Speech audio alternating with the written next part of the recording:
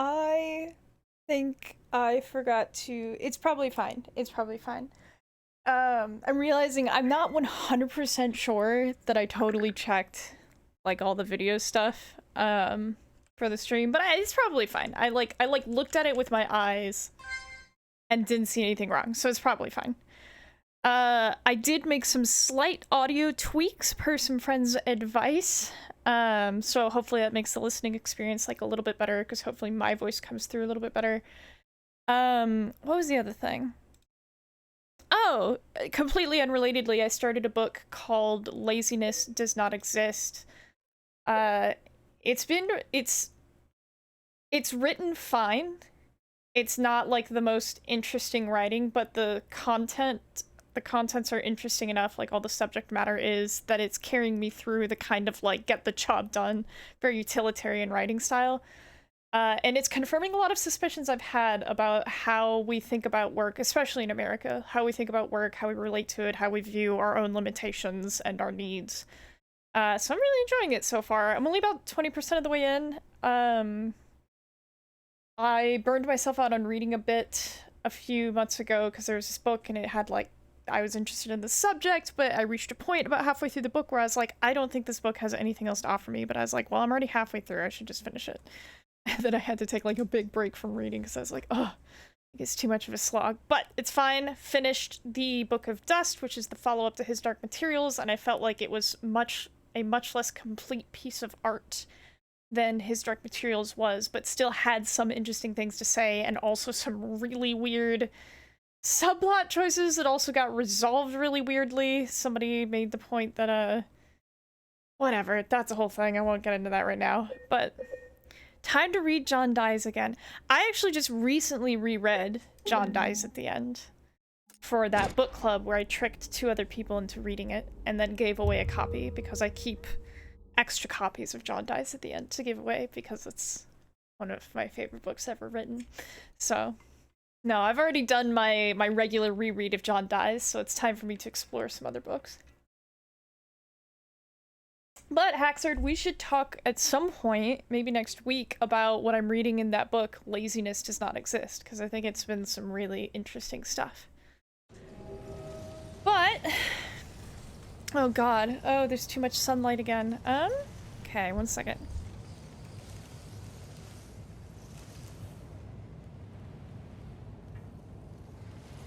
Okay, that helps a little bit. Hopefully enough. So last time we were looking up the alchemical symbols on... Oh, you know what I should have done and didn't? So Mohan was here and he was like familiar with the symbols. So the symbols that appear on the building, and it also matches the stuff on the faces. Apparently those are alchemical symbols. And so he said... What is this one? Triangle with cross and vertex. So this is phosphorus. That one's scratched off. Also scratched off. Okay, so there's only 3 that aren't scratched off. And the other 2 were... One of them was sulfur, but it's also the Leviathan cross, and the other one was also sulfur crucifix coat hanger. Hang on. I enjoy that. That one's fun. Crucifix coat hanger. This is like when I sent my friends, she had drawn her own... I don't know if you remember this, Shrimp Buckets. When my friend had drawn her own dinosaur tattoo, and I like sent it to the chat and I was like, everybody, you can take turns guessing what this is a drawing of, and you're like, an IUD, a coat hook, Captain Hook's IUD, and I still think about that. That made me laugh.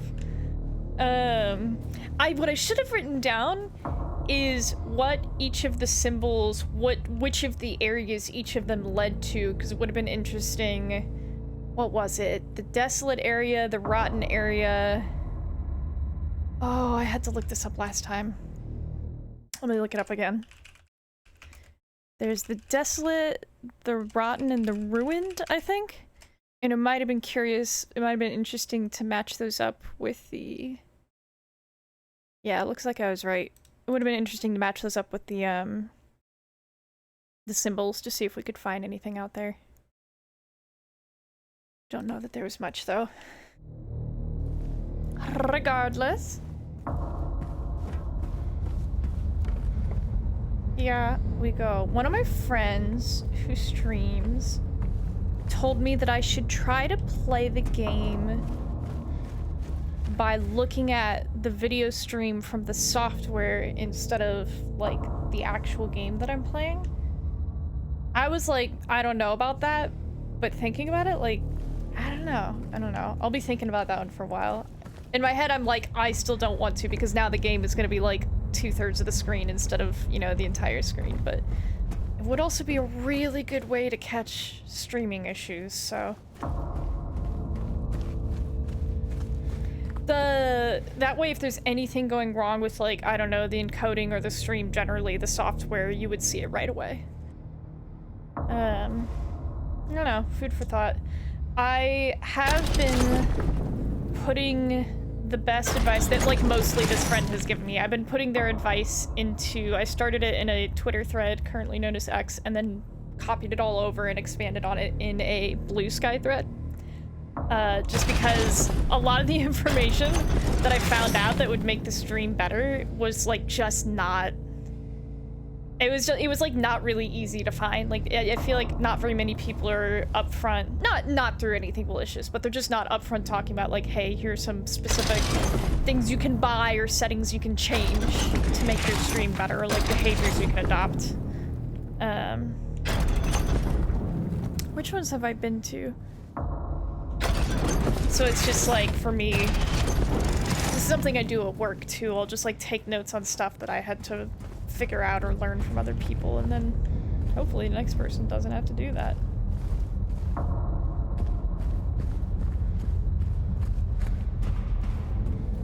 Ah, yes. The upside down crucifix coat hanger. I don't think I've been down here yet. Let me check for goodies. Aw, won't let me walk off the edge. Found a goodie. Oh! Photographs. Your best buddy. Number 3. I mean, theoretically, if the stream quality, at least what's being captured immediately in the software, is good enough, it wouldn't be such a big deal to have to look at that. He used to go, "What's up, chat?" and then never come down. Just like Mr. Beast levels of energy at all times. Oh yeah, as of like a couple months ago, I now have, I think, a pretty decent grasp of who Mr. Beast is. Take it or leave it. Thank you to Folding Ideas for the introduction.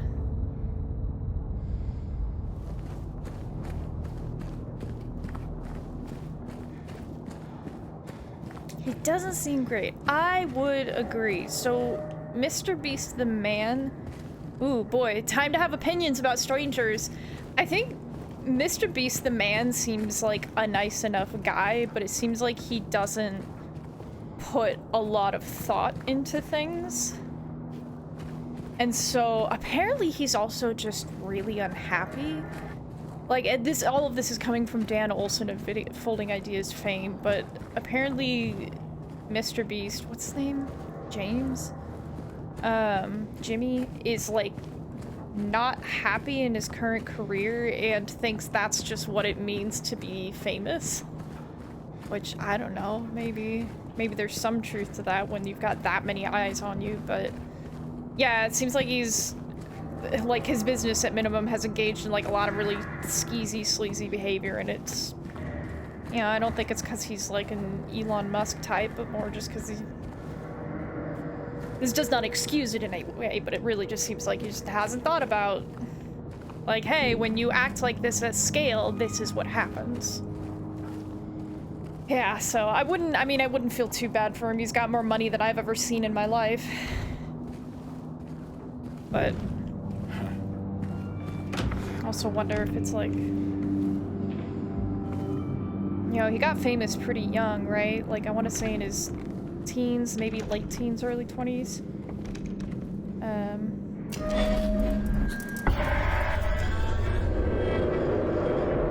What the fuck?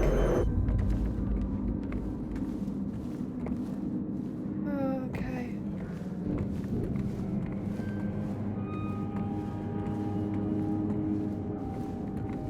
Hill was mad that I wasn't paying enough attention to it.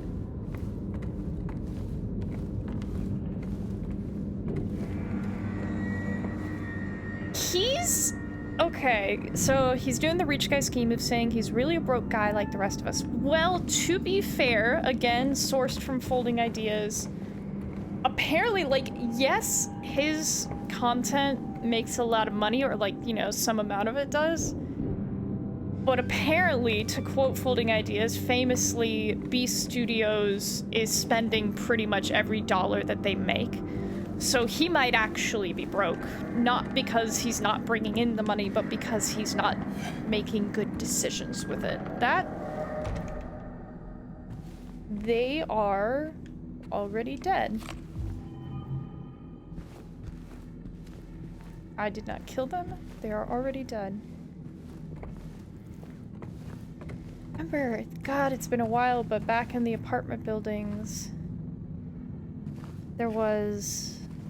some of the beds had a shadow on them that looked kind of like a person. A lot like a person, actually.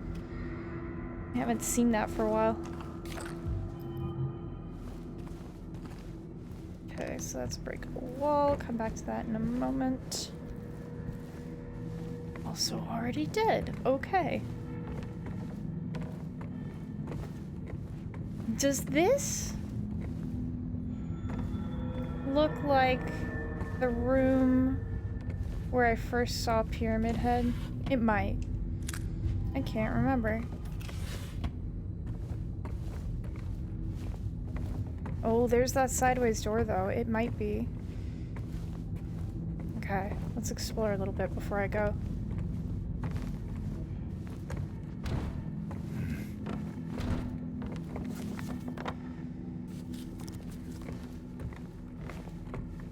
Every single one of them, pals. I didn't kill any of these. Why? Can I break that wall if it just leads to a room I can already get to? Oh, I think I remember why. Okay. The feng shui in that place is all off.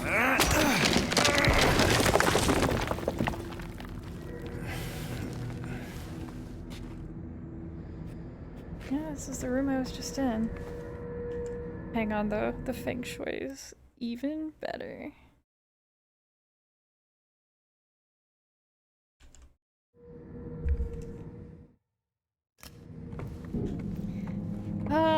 Okay. Alright, let us not forget, I didn't kill anybody in this room. They were already dead. I had nothing to do with it. Puts me in mind of that, Haxord, you'll remember this, that Zero Punctuation quote. All the male voice actors have to scream and grunt when they swing anything heavier than rusty salad tongs. Yeah.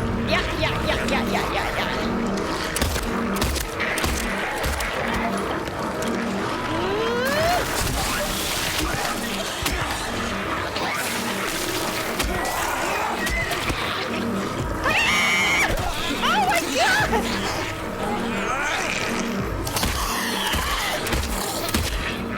Oh, I need to reload.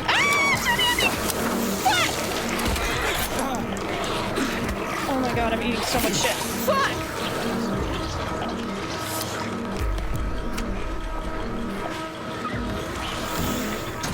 Oh my god. The nurse is still alive.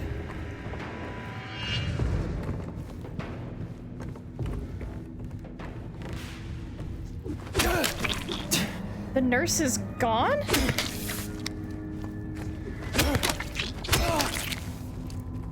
Where'd she go? She did not. Oh my god. Nope, she just died. She just died when the timer ran out, I guess. Oh, come on. I believe in you, buddy. Fine.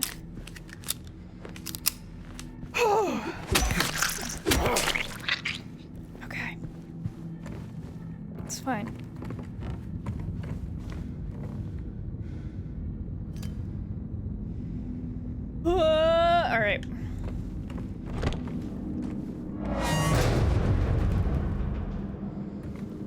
Okay.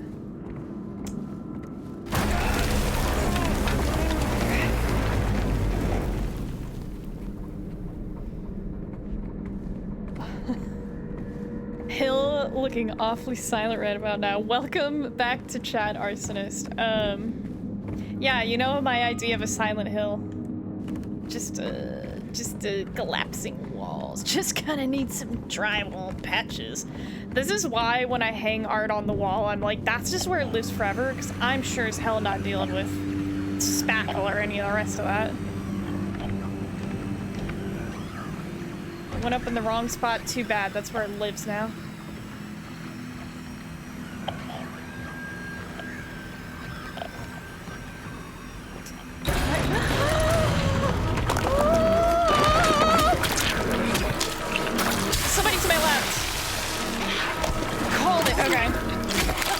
I need to switch guns. Oh my god. Which gun is the one I want? I want shotty. Oh my god! Ooh! How do I get the shotgun? Ooh! Ow! What?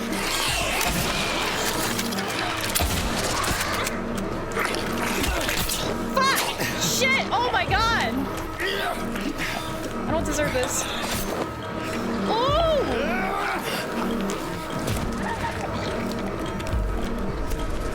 Right next to me, okay. Fuck!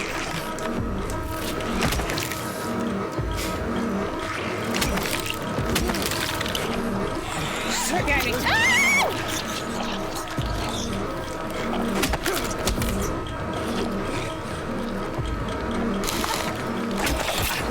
Oh my god. Do they just die when the timer runs out? They do. I don't even need to do any of this. Okay, what have you guys been talking about while I've been eating it?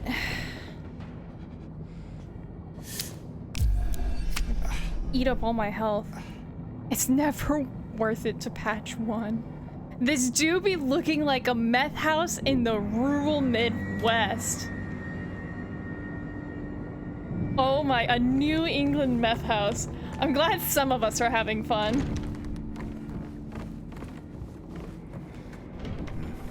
You know what? I need to just stop fighting them. Does New England do meth? Have you seen their teeth?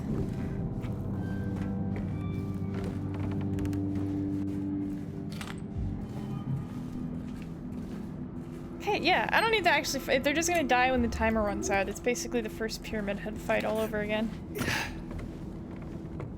Thank you for the ammo. Stephen King lives up there and used to be a huge coke fiend. Yeah, Stephen King, I don't know all the details, but was he doing meth when he got hit by that car? Or coke, I guess? Here's a very revealing question. Cocaine and meth are not the same thing, right? Like they're different drugs. Oh, I hope I wasn't using my hunting rifle. That'd be really upsetting. Poor Noodle. I don't think it's poor me at all. I think not knowing the difference is actually a sign of a good, clean life in some ways.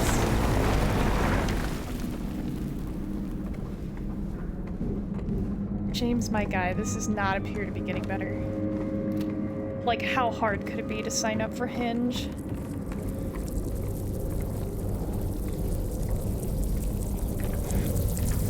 Oh, I know what's gonna be in here. Yeah. I don't have to do shit. I don't have to do anything. Get over there, you freak!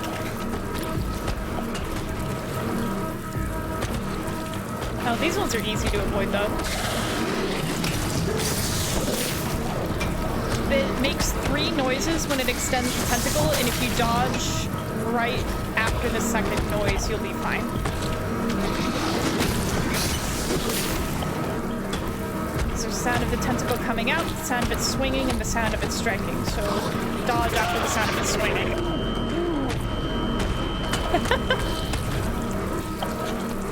Okay, hang on, I need to get through this combat. And then I'm gonna pin that message about the bugs.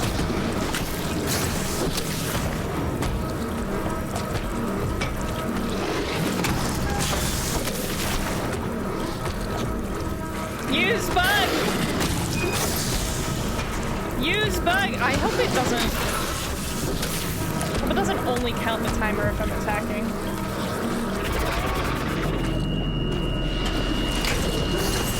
You'll be fine, you big baby.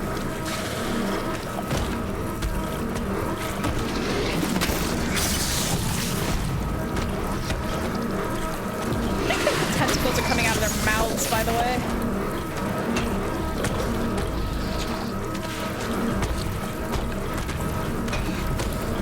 Okay, his timer does not appear to be running out.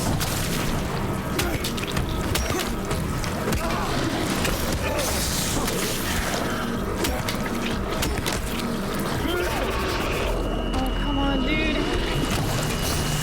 We were so close.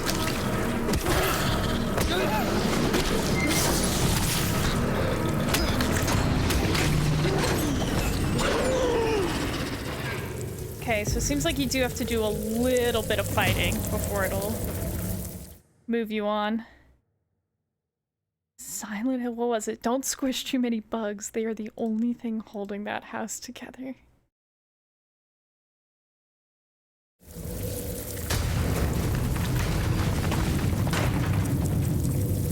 Yikes! This is not up to code. Okay. Let's check around for goodies. Like this.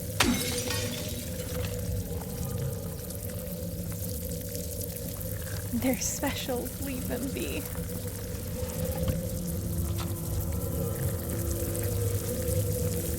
There's one of you in here? Ignore every issue and paint it out. Can you imagine painting with these things? Ugh.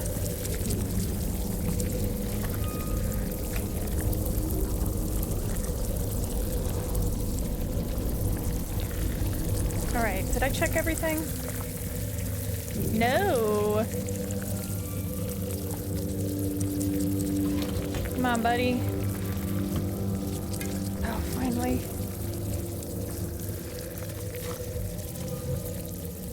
Stocking up instead of running down.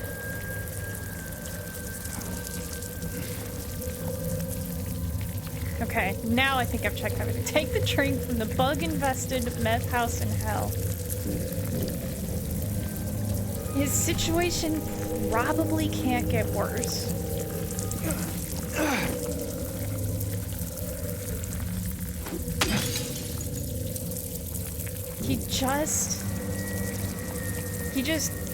He's already jammed like probably a dozen of those needles into his arm. Like I don't see what possible difference roach juice could make.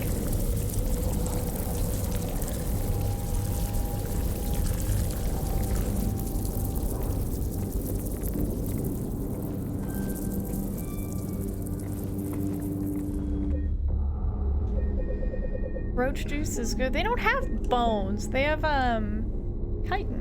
chitinous exoskeletons. Maybe James could have some of the good stuff if he would only drink the roach juice. The roaches yearn for bones. That's like the, you know, Layers of Fear 3 or whatever Bloober Team does once they're done with the next Silent Hill thing, should have that phrase written on the walls. The roaches yearn for bones. It's like that, that Brennan Lee Mulligan bit. What is crazy about wanting your bones?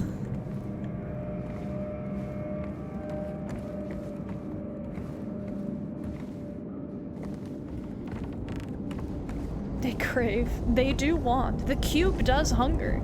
Oh! Oh no! Oh no, dude, no!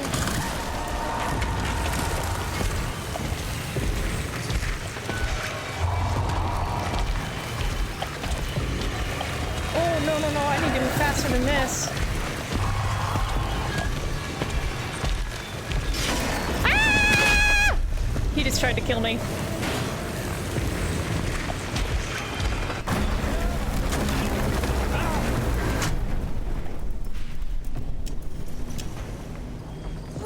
Okay, the pointy head. The legs parting had nothing to do with me. Where am I right now?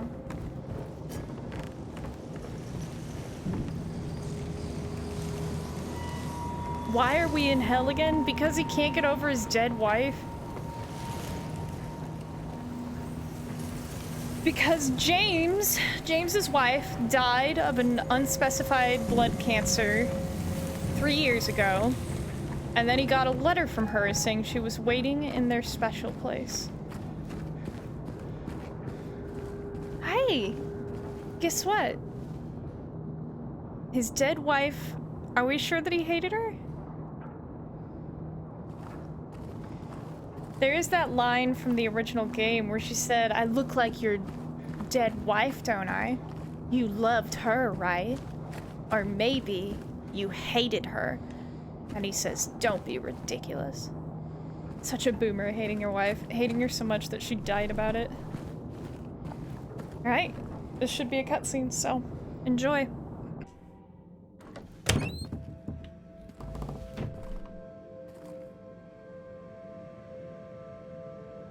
Maria?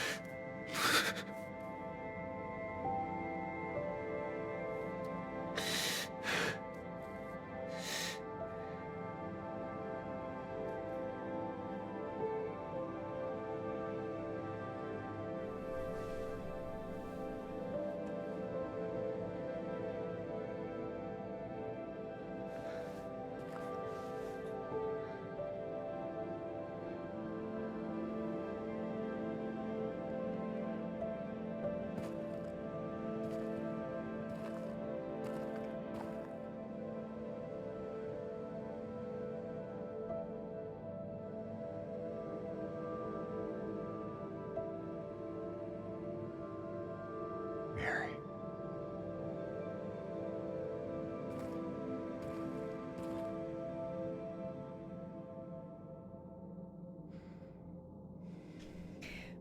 Don't see emotion from James very often, I think. But the first time Maria died in the hospital, we had that big silent moment in the elevator. And now the second time we've seen her die. Yeah, so it looks for all the world like Pyramid Head busted in and killed Maria. They actually, I think in the original Nick game you never actually got a good look at her face after she died here. So.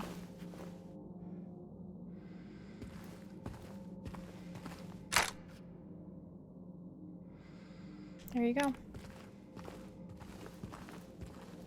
Yeah, I think I agree that keeping it hidden. I think I prefer that, but... Is that Mary or Maria? So the last time we talked to her, she remembered something that only... So she's currently dressed as Maria. But the last time we talked to her, she remembered something that only Mary would have known about. And so James asked... There was that gasp again. James asked, "Aren't you Maria?" And she said, "I am, if you want me to be." So, inconclusive. What the hell? This music. This is not where this music is played in the original game. It's funny to hear it out of order. Also, here's the great knife.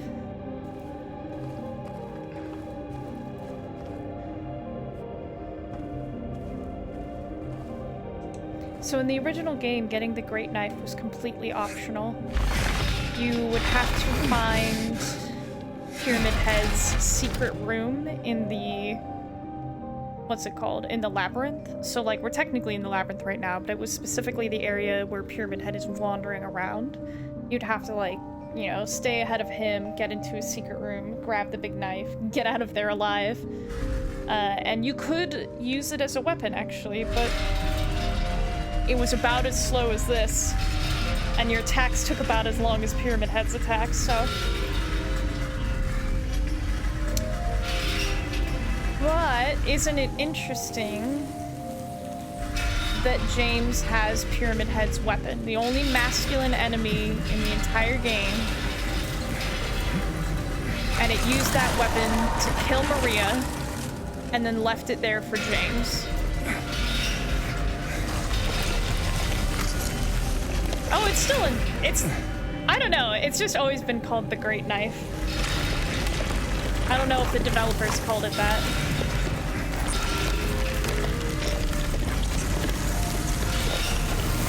But this weird, impenetrable barrier moves aside for the Great Knife. Now it looks even more like the thing in the teaser cutscene.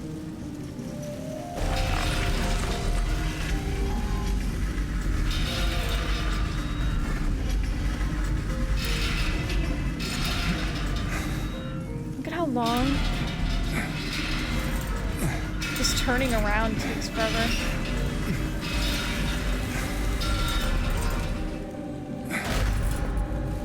And of course, you can't take it with you up the ladder.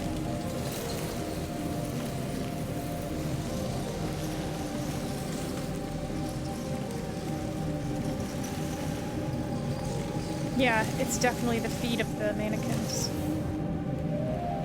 Yeah, pivot, James. It's... God, their feet, it's like they're in heels, but they're barefoot.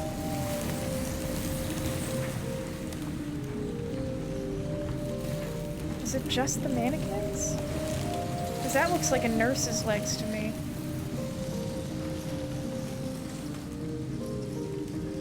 Isn't it so weird? It's much clearer what it is now, too. I think because they took that effect off of it. That wobbly thing.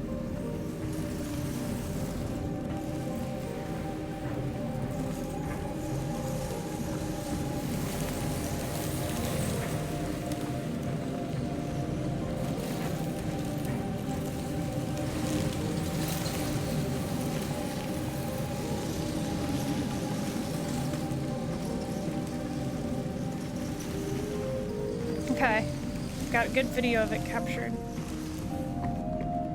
Looks at the knife when he goes by. Alright, time to go, James. Also, hang on just a moment. My screen is really dusty and the sunlight is hitting it and it's terrible.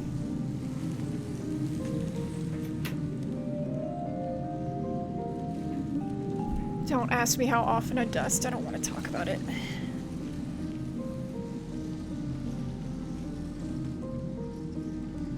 Okay, that's better.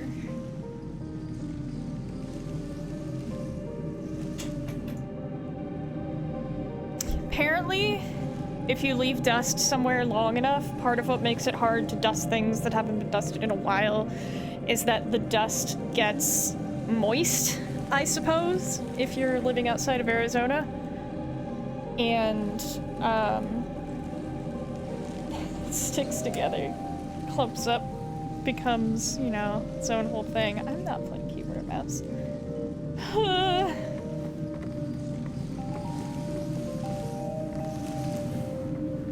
Oh, I got turned around. Okay. Yeah. Especially in high humidity areas. I think that would be like over years, where I try to dust like once every 18 months. So. That long, huh? How much dust was on the TV stand?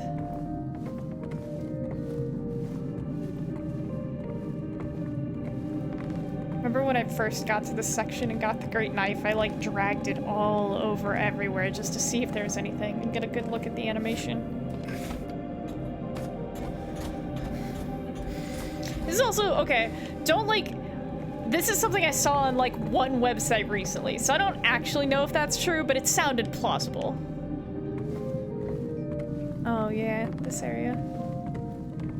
Dusting is the worst chore because within an hour of doing it, it's as though you haven't done it yet. Like it's just not worth the time. Also, indoor graveyard. There are apparently some pretty interesting tombstones in here. I do not have much of a memory for names, dates, anything that I could turn this into anything useful, but I can look at all the tombstones and read them all out, and anybody who's good at that stuff can make some connections. You do it and then it's immediately clean, but then it like immediately stops being clean. It's crazy. Yeah, computer electronics attracting dust is like a whole thing. I do make sure once every 4 or 5 months I take out, you know, pull the case out, what's the word? Open up my computer case and dust everything out in there. So like I am careful with the computer, but like most other things, you know, it's just a bookshelf. Who cares? Until the case fans start complaining. I don't think I would wait that long because I'd be worried about damage to the bearings. This felon drank one last bottle of ale before he was executed and laid here to his eternal rest. Fans may be cheap, but replacing fans is obnoxious. Especially if you've got anything fancy going on with your cabling. Which I found out because I think the bearings on the top chassis fan are going out. And if I want to redo that, I have to like I've got the cable going like through the back side of the case where it's all just flat up against, you know, like where the motherboard is mounted, and then there's a piece of metal, and then there's like the other side that just smooshes everything in. And I would have to dig around in that and like pull the cable out and then redo that, and it's like all tied up and some other stuff. I'm like, I'm gonna wait until that fan gets a lot louder because I've already got the replacement fans, but oh my god. So I would say my personal recommendation after this happened, because it turns out the chassis fans that I bought, I don't know, 3 years ago, aren't sold anymore. You can't find them. Like, I had to get on eBay. So what I would recommend, if you have the money, is when you build a new computer, buy a couple extra chassis fans so that when yours start to go out, you don't have to overhaul the whole thing. You could just slot one of the other ones in and do what you will with the one that's wearing down. Just turn their speed up. Fans failing, just make them do more. The book Laziness Did Not Exist would not approve. Miriam K. Traitor. Buy a second hull rig, easier swap out. If I only could.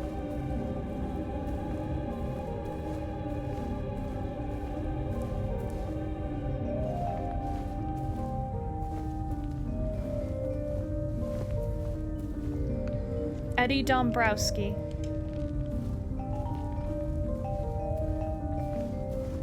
Of course I'm good with those names. Angela Orozco.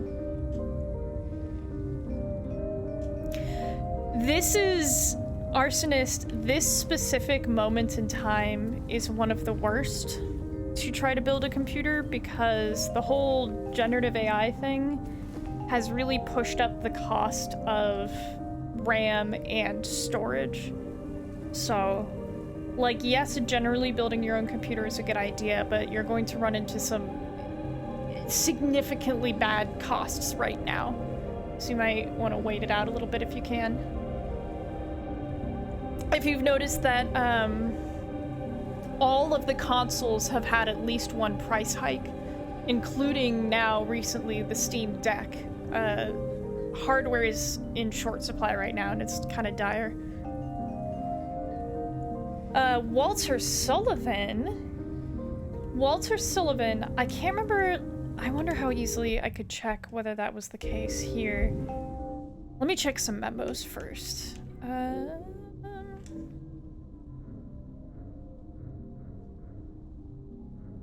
It was an article. Those are all the notes from the person. Janitor came the other day. Perhaps you are a fool. The truth usually betrays people. You should know. Gosh. It was from...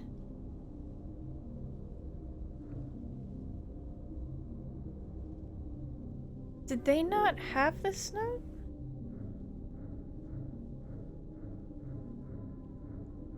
I'm gonna check the first set of notes a little more carefully in a moment. I don't think it was in the hospital, though. In the original game, it was a news article that you found in the trash. Perhaps you're a fool. The truth usually betrays people. I like that. I'm gonna turn that into a vocal stem.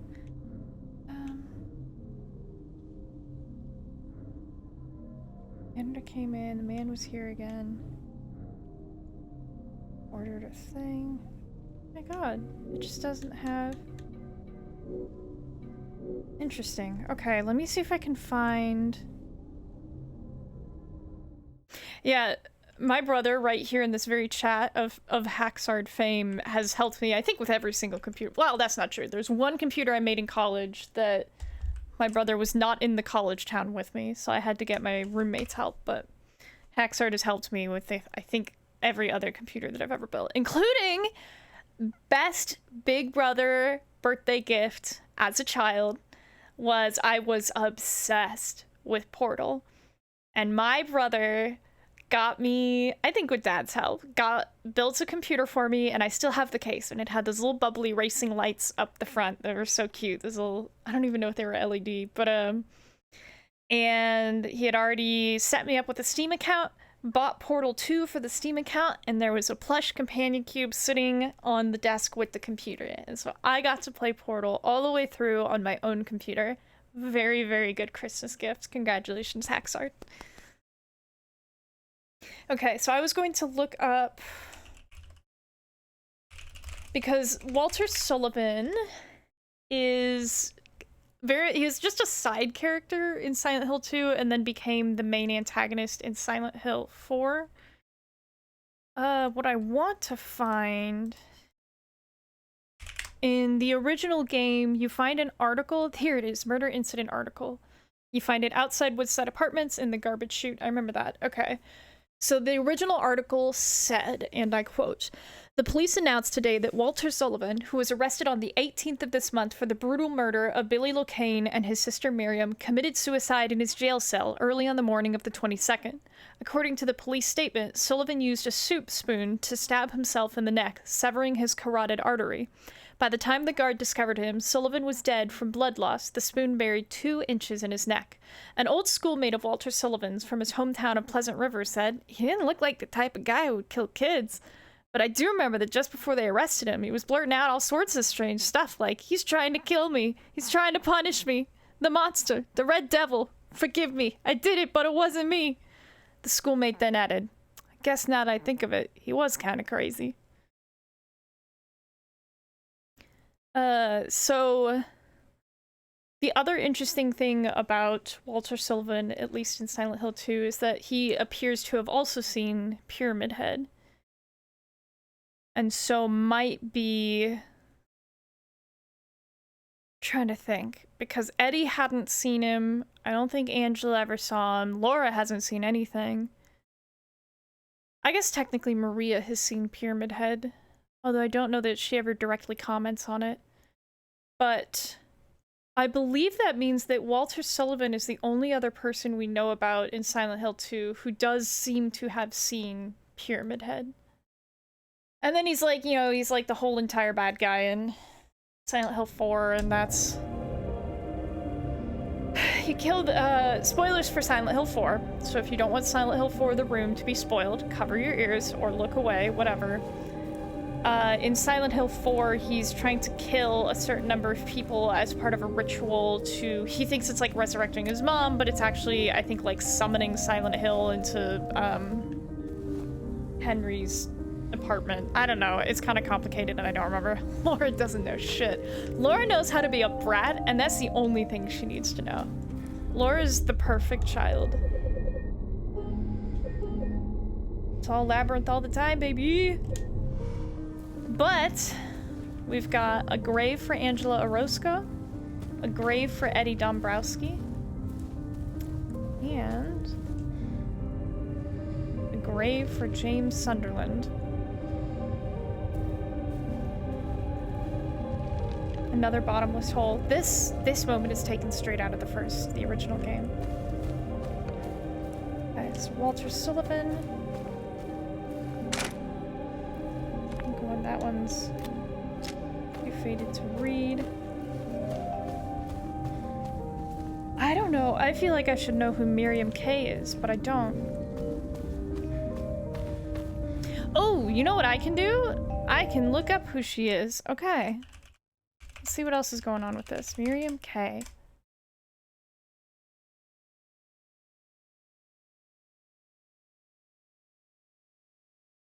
Jesus Christ, this is just like some HTML comment with none of the tags interpreted. I don't understand. So it seems like this is...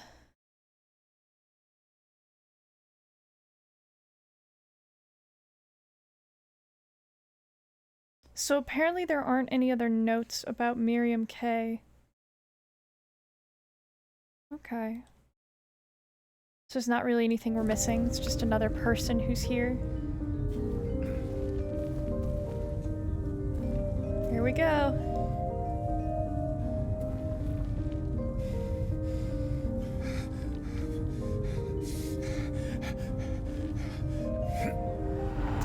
After all this, we're going even further down. Into a gravestone. Not a gravestone, a grave. Oh no. Oh, I think I know what's at the end of this. Oh shit. Okay. You're about to see me struggle if this is the section I think it is. You drop down a grave, and the first thing you see is another staircase going down. Insane.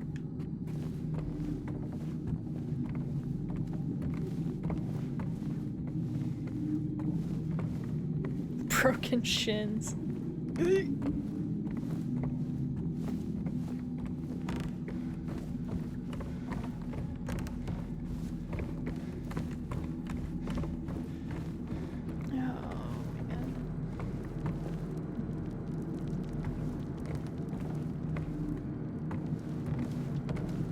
Jumping any height after 30 is a 50-50 on if you'll live. There are, like, stunt doubles over 30. There's stunt doubles in their 40s. 50s even, perhaps. Couldn't leave well enough alone, huh? You just had to follow me all the way out here. How many times do I have to kill you? Eddie? Whoa, Eddie, it's me. Oh. Hi, James. Eddie, what are you doing? What's it look like I'm doing? You fat, disgusting piece of shit, you make me sick. You gonna cry, fat ass? You gonna run to your mama? Waste of skin, why don't you just kill yourself?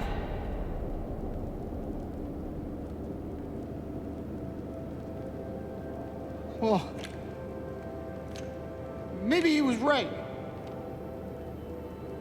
Maybe I am nothing but a fat, disgusting piece of shit.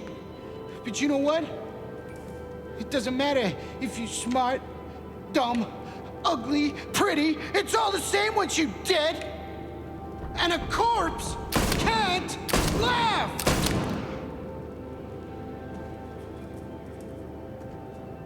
Eddie. What's that? You want to talk down to me some more? Tell me to relax? You're just like the rest of them, James. No, I don't want... Shut up! You think I'm stupid. You think I don't see it.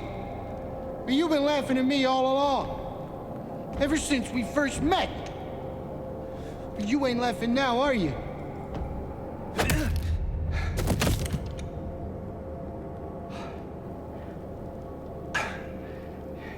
You need help, Eddie. Don't get all holy on me, James. This town called you too. You and me are the same. We're not like other people, don't you know that? Well, you're about to find out.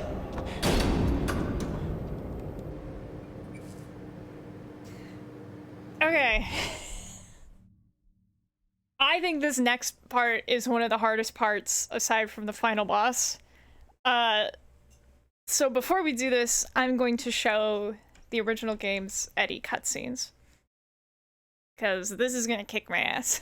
It's gonna be very painful for me. Okay. Where is...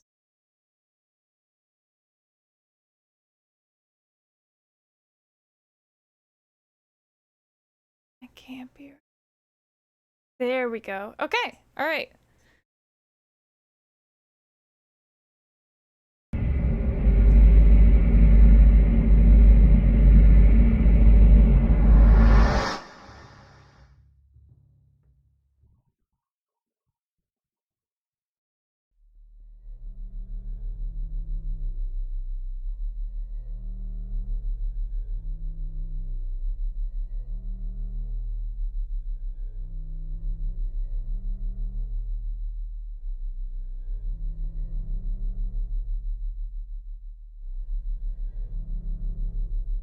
Killing a person ain't no big deal. Just put the gun to their head. Pow. You killed him? But it wasn't my fault. He made me do it. Calm down, Eddie. Tell me what happened. That guy, he had it coming. I didn't do anything. He just came after me. Besides, he was making fun of me with his eyes, like that other one. Just for that, you killed him? What do you mean, just for that? Eddie, you can't just kill someone because of the way they looked at you. Oh yeah? Why not? Till now I always let people walk all over me. Just like that stupid dog. He had it coming too. Eddie. I was just joking, James. He was dead when I got here, honest. Anyway, I gotta run. You're going out there alone? Yeah. Eddie! So it's actually the second to last time we talked to Eddie. I don't think I could show you the next one because they put... Well, I can rename the file. No, it's gonna have stuff. Okay. I can't show the clip that's what we just watched until I get to this fucking boss fight, which is... it's gonna be fine. I made it through once, I could do it again. Also, once again, Corpse looks a lot like James. The voice actor for old James sounds so silly. You are correct. Originally James was voiced by Guy Seehee, and it was a complete coincidence that he was cast. He just happened to be there, and they're like, I think he was bringing in his daughter maybe to try out for Laura or something. They're like, hey, you should try out, and he tried out, and they're like, this is the guy, and they modeled his original face after him too, because all of the voice actors, all of the character models were modeled after the voice actors in the original game. And part of the reason he sounds so awkward and stilted is because James, this is Shrimp, you're like so late to this. James is just an awkward guy. Like, if you hear original Mary or Maria's performance, they're like actually very good. Or like Angela's is very good. Or like, I think Eddie's was pretty good. It still has some of that like 90s stiffness to it, but I think it's still really good. And so James is just like this weird, stilted, awkward dude. He like has trouble talking to people. Nothing he says really sounds sincere because he's just kind of a weirdo. And it's very much a part of his character. So it's on purpose. But it's hard because in the original game, the first two characters you hear speak, the first character you hear speak, of course, is James. And so he gives this, you know, in that delivery, like this very awkward monologue. And then the second person you meet is Angela, who's awkward because she's traumatized. And so, like, apparently a number of people were like, I don't know about this. This just seems really awkward, this whole game. It's acted very strangely. I don't like it. But it's the combination of, like, these people are dealing with shit and are awkward people, and that David Lynch feel that they were going for. It's like David Lynch and, separately from David Lynch, the movie, what's it called? Oh my god, I should know this. Tim Robbins, Jacob's Ladder. The movie Jacob's Ladder was also a huge inspiration. But yeah, no, awkward on purpose. Alright. Prepare for me to get my ass handed to me on camera. It's gonna be bad. I don't remember how to do this fight very well.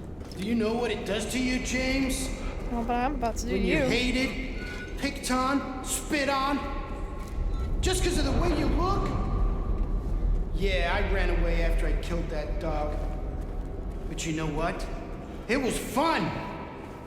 It tried to chew its own guts up. Finally died all curled up in a ball. Then he came after me. I shot him too, right in the leg. He cried more than the dog. And now it's your turn, James. I'll kill you, James. Oh, he's after my... Okay, I need to dodge right after he cocks his gun. Oh my god.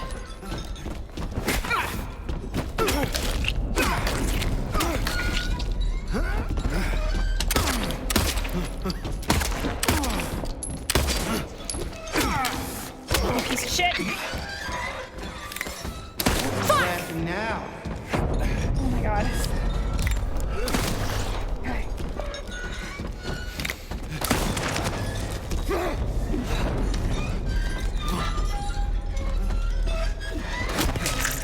Fuck you, dude! Okay. I can see you. Yeah, no, I can see you too, you piece of shit! God, it only gets harder. Yeah, he's got some fucking moves, dude! You'll die here, James. God. You'll squirm and squeal and cry like a little girl. And then you'll just curl up and die. Just like And it's a gonna dog. feel great. Just like before. Just like before? I'm coming for you. That's him. He's next to me. Fuck you, dude!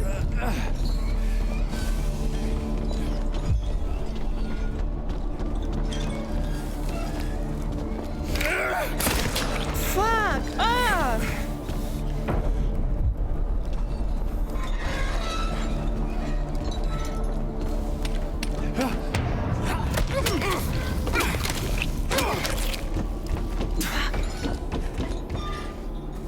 Next bit's even harder. You know I'll find you. Yeah. I cannot read any messages right now, by the way. I have to lock the fuck in for this fight. I can hear him! No, come here, you piece of shit!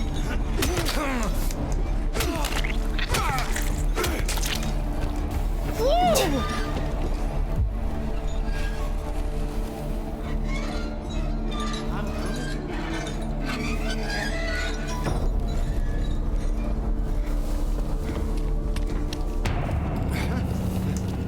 I can hear him! Fuck your shit, dude! Oh my god, get your fucking gun out! Oh my god. Come on, James. Don't be shy.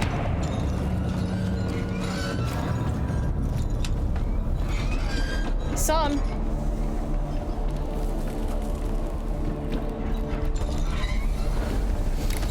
He's right behind me! Fuck! He's right in front of me.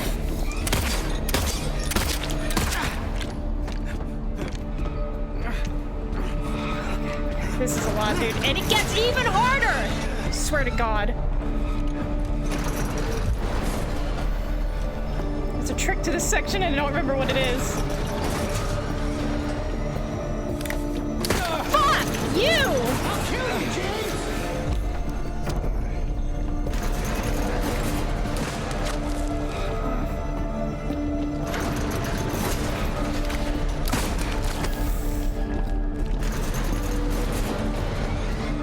Some.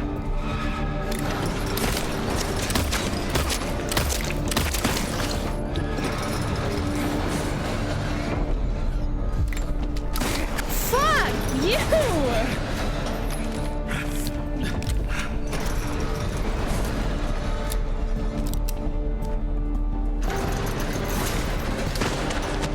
This is it, James!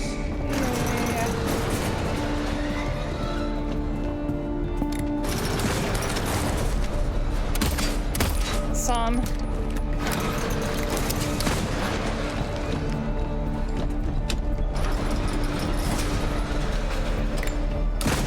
I'll kill you, James!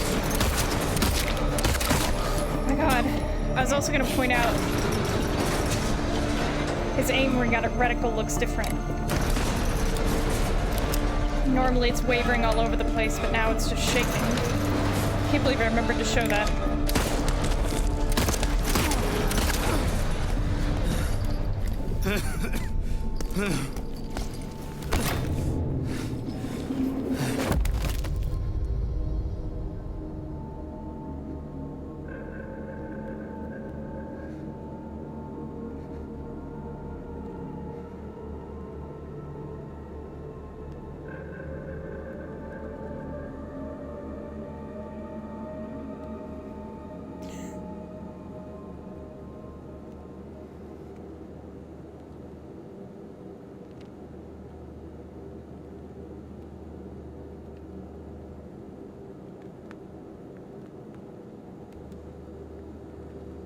May I point out, that's exactly how James was looking at his hands at the beginning of the game.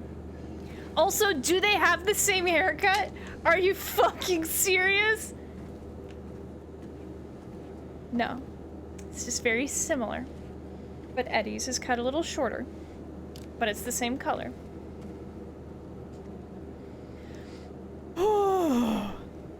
Alright, what the fuck were you guys talking about while I was locked in?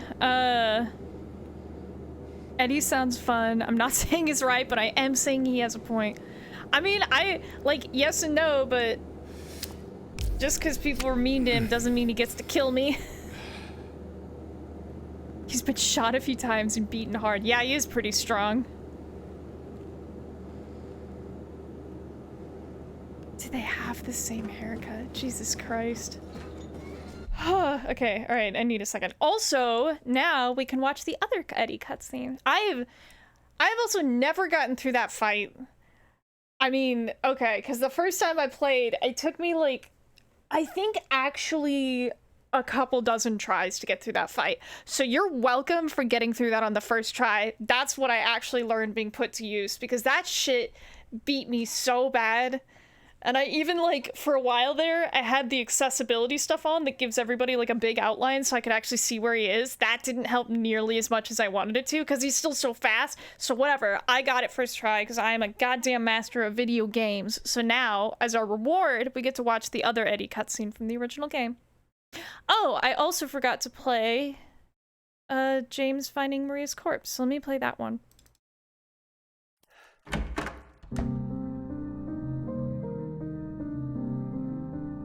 Maria? Maria? Maria, no! What happened to you? Why? Why?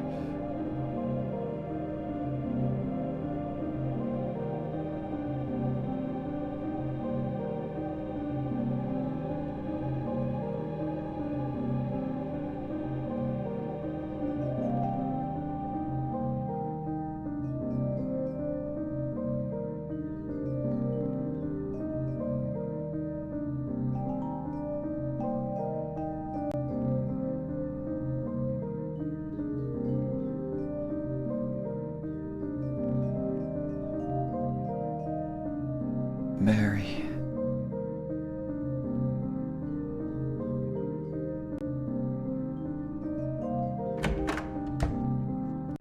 That's my mistake. I not only did not remember getting a good look at her face in the original game, I also didn't remember that music played there. I remembered it happening somewhere else. Alright, Eddie's cutscene now.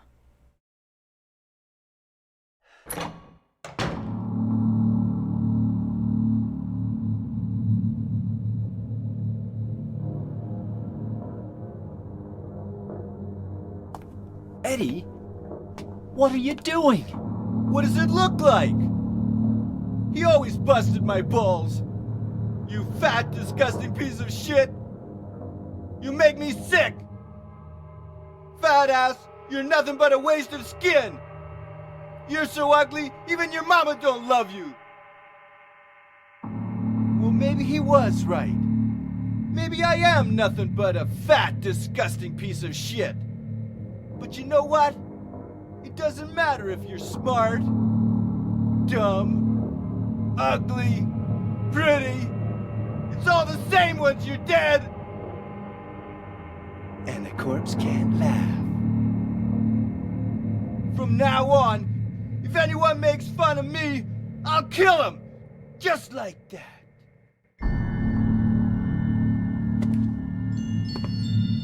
Eddie, have you gone nuts? I knew it. You too. You're just like him, James. Hey, I didn't mean anything. Don't bother. I understand. You've been laughing at me all along, haven't you? Ever since we first met. I'll kill you, James!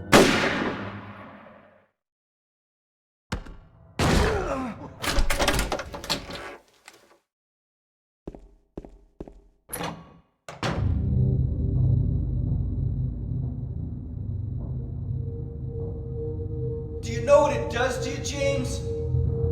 When you're hated, picked on, spit on, just because of the way you look, after you've been laughed at your whole friggin' life. That's why I ran away after I killed the dog.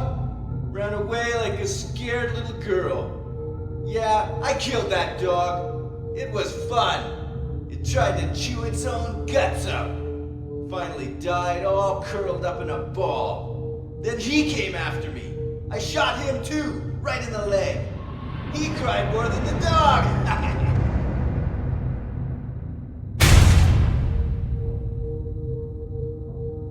He's gonna have a hard time playing football on what's left of that knee.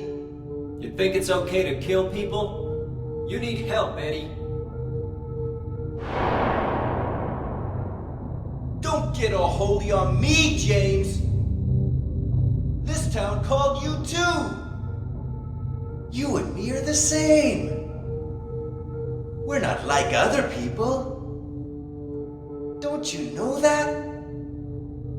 Let's party!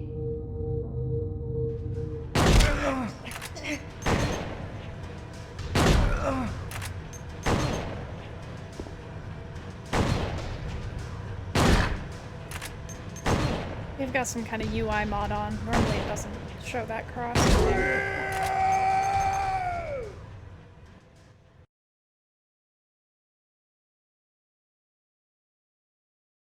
Eddie? Eddie? I killed a human being. A human being.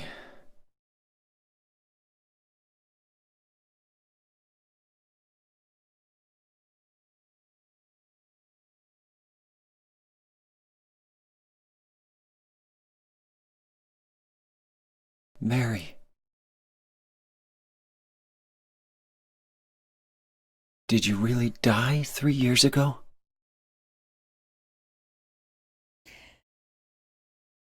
Hot take, Shrimp, you're not allowed to hate her outfit because it's basically what Christina Aguilera wore to, I want to say like the early 2000s awards of some kind. Let me look it up.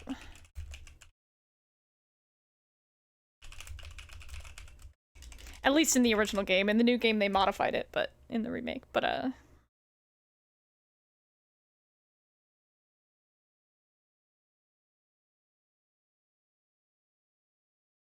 So here, hell yeah, here's the side by side.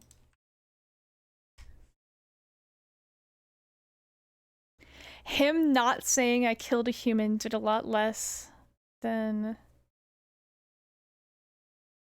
Yeah, I do think taking out that line was an improvement. I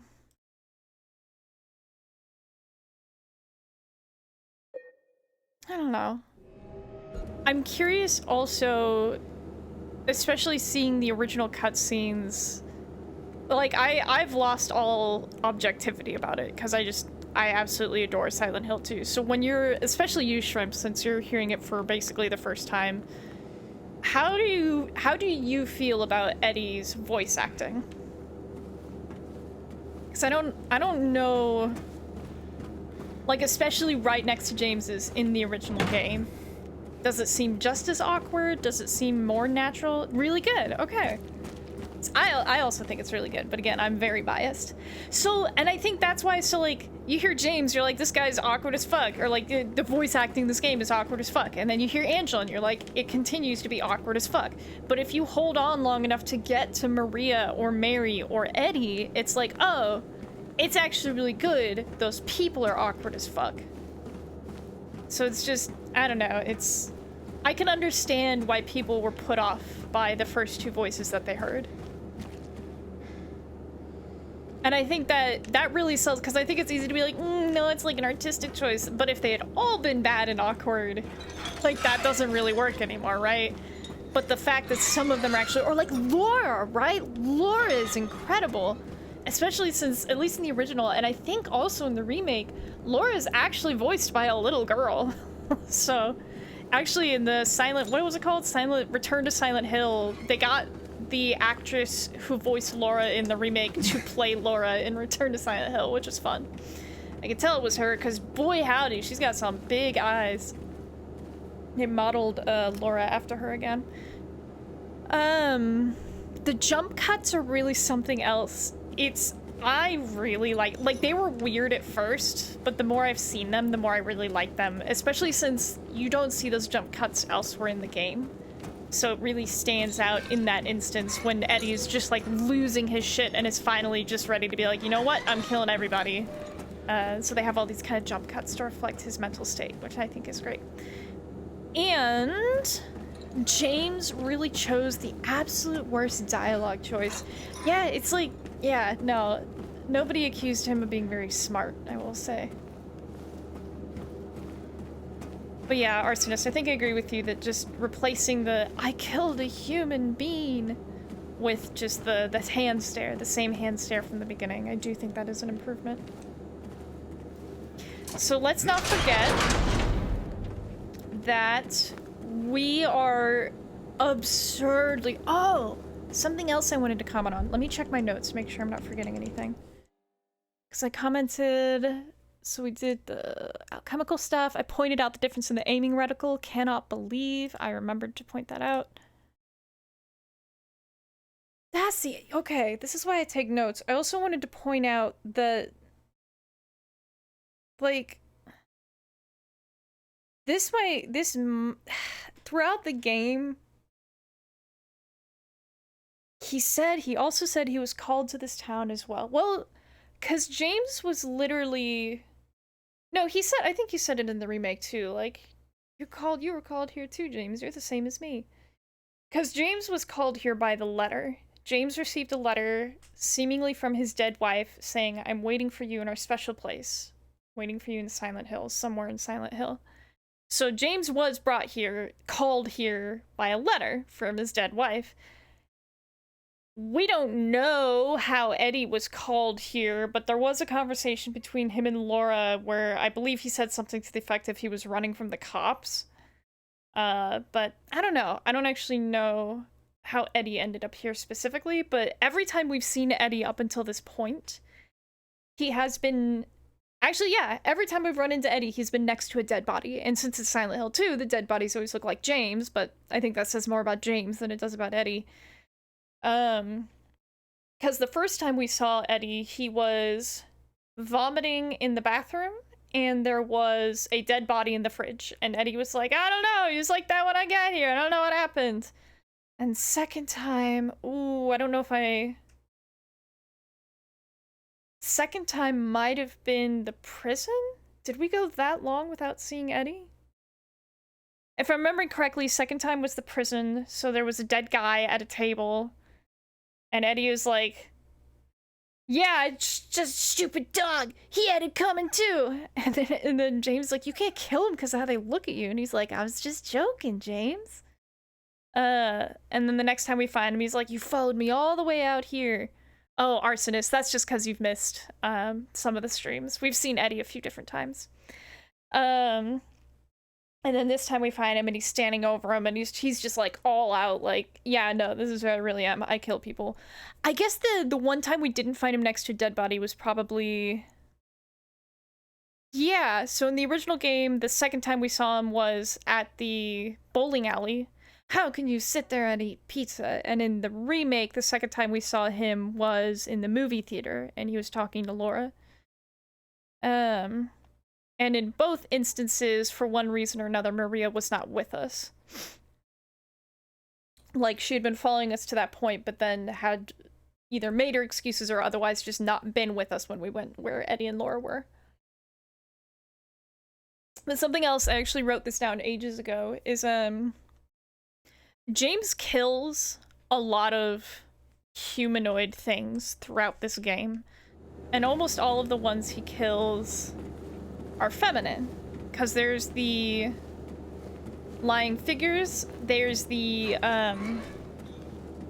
what are they called? The mannequins, there's the mandarins hanging down from the grates, there's the nurses, whatever, they're all feminine, and he really doesn't react to it. Like, the first time he was like, wow, that's a monster! And then every other time, just business as usual.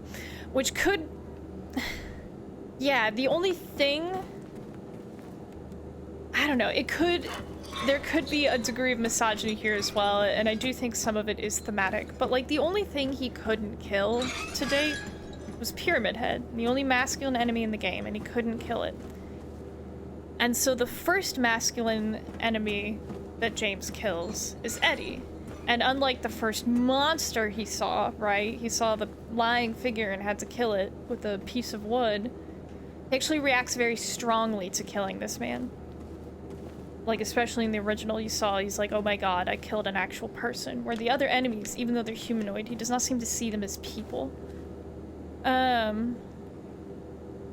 Yeah, this is the first death that really affects him. Eddie's just some guy. Yeah. That's also the gameplay in the cutscene that I showed. I do think that they modified the difficulty on that. There's normally at least a bit more running around than there is in that. I think one of the other things that's missing from the remake fight is that you may have noticed in the original, it was a lot more apparent. They showed slabs of meat with shorts stitched onto them. Where here, I don't know. I mean, this meat is in a weird state anyway, but the idea that Eddie just sees people as, like, slabs of meat that get in his way was evocative, where here I feel that's a little bit missing. But we do still have the meat locker, meat fridge imagery, which is good. Good, thematically good, not, like, psychologically good. Let me see if I have anything else written down. Oh yeah, at the start of the game, there was a white... Oh, there's something else, I think I already mentioned that. At the start of the game, we saw a white van parked in the parking lot. There is a brief animation in the little teaser that's played on the disc on the original game that reveals... It seems like that truck belongs to Eddie, so... Or the van, rather. So that white van at the beginning of the game was probably Eddie's van. It's how he got here. Ooh, there's something else I haven't been doing. Just gonna check. I think it won't matter for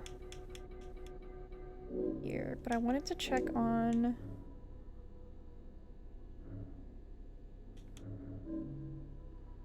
Because this is...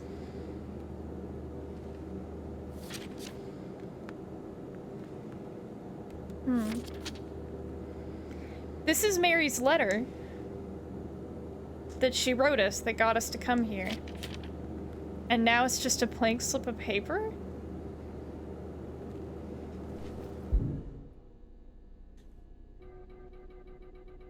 Interesting. Oh, it's not that it's faded. Look, there's nothing, per the description, there is nothing written on the stationery.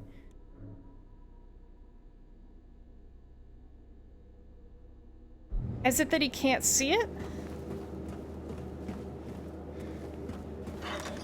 It's not like James showed the letter to anybody else. Nobody else saw that written there. It's the same with Maria. Like, Maria's never talked to another person in the game. She only talks to James.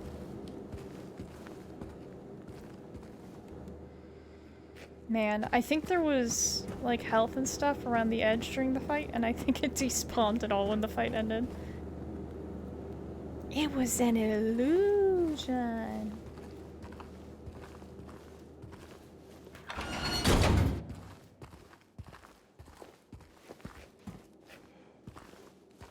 His body's still there? I don't know if I can tell.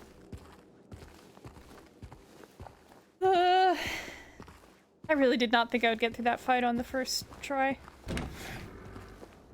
Let's not forget, by the way, all the holes we dropped down. The initial flight of stairs in the Silent Hill Historical Society, followed by more stairs, followed by holes, followed by stairs, followed by holes.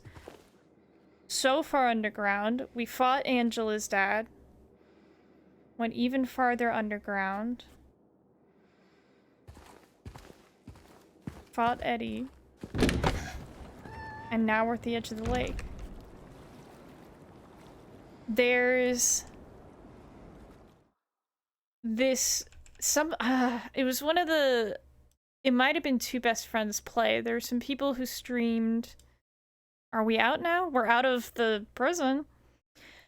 There was the point made, possibly by Two Best Friends play, that at some point in basically every Silent Hill game, there's a moment where, like, what's the word? Like, spatial reality breaks down. And so here we've seen that, right? Like, we kept dropping down one hole after another, and at the end of it, we come out on the edge of the lake. Like, that's absurd. That doesn't even make sense. And, in... which one was it? Silent Hill Shattered Memories. There's a moment where you're going down this really long staircase and then you just start falling and it just goes forever. So you know what else we've probably already seen? Yeah, I think we've already seen Angela. God, Angela's stuff is so heartbreaking. So at this point we know that Angela was sexually abused by her father, and I think also her brother. And Eddie's just like, he was bullied and he chose to cope with that by becoming a serial killer. Road trip. So James misses his wife very badly and thought that his dead wife wrote him a letter, but it seems like maybe she didn't. There's also, at several points throughout the game, there's been shots to a distant light across the river, so we are about to find out what that's about at least.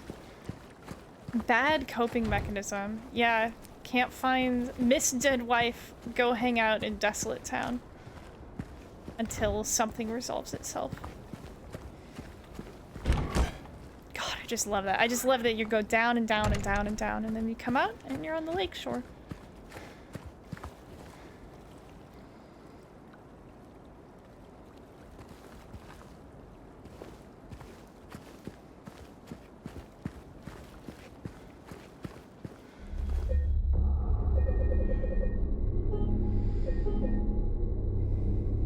It's great. I just think this game is great.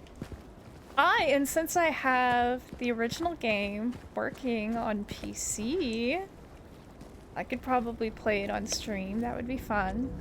I think the only thing is I probably wouldn't do face cam for it. Just because, I don't know, it's low enough resolution already. Truly eldritch stuff. I think I would agree.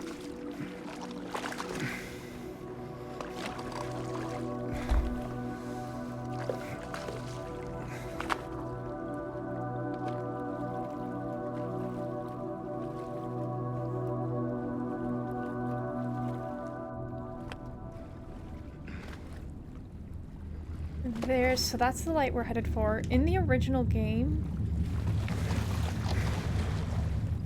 there was an island you could reach that was part of one of the New Game Plus endings, so you can't get it on your first playthrough. You can only get it after there's a save file on record of you beating the game. But the island was like modeled fully enough for the cutscene, and it was just like on the actual lake, and you could actually reach it in the boat, which is, I don't know, it's kind of funny. So it's a fun thing to just kind of go over and find it. I remember doing a bunch of searching. Yeah, I remember doing some searching when I first played the remake, and I didn't find anything, and I think I looked stuff up, and there's like not really anything. I think what I remember finding is that if you go far enough off track... Actually, let me check this now. I think if you go far enough off track, it just, like, fogs it up and then recenters you, basically. But let's find out.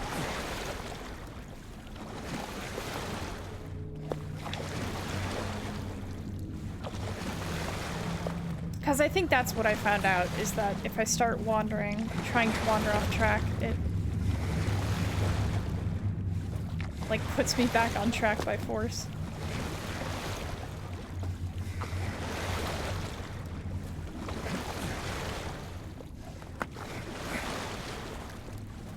There's also one of the metrics, because you get a star rating at the end of the original game, and one of their metrics for the star rating is how long it took you to cross the lake. I think there's like a top speed metric too for when you're in the boat. It's just some really silly stuff. I'm pretty far off. Yeah, there we go. That's what I remember. Just fogs you up and takes you back. Look at her sad boy.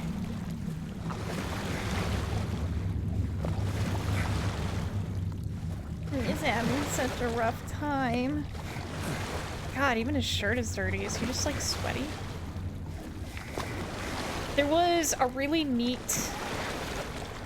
you can find some of this stuff online. There's some really neat side-by-side comparisons of James's, like especially his face at the beginning and around this section of the game where they show that he's gotten a lot paler and more haggard, which I thought was neat. Not something I would notice just after spending all those hours looking at it, but...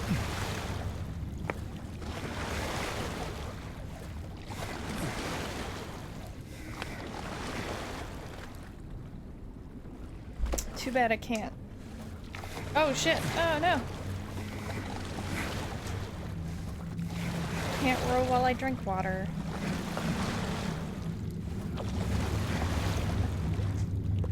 Nope, nope, shit. Okay. So the trigger you press indicates what direction you want to go, not which oar you want to use.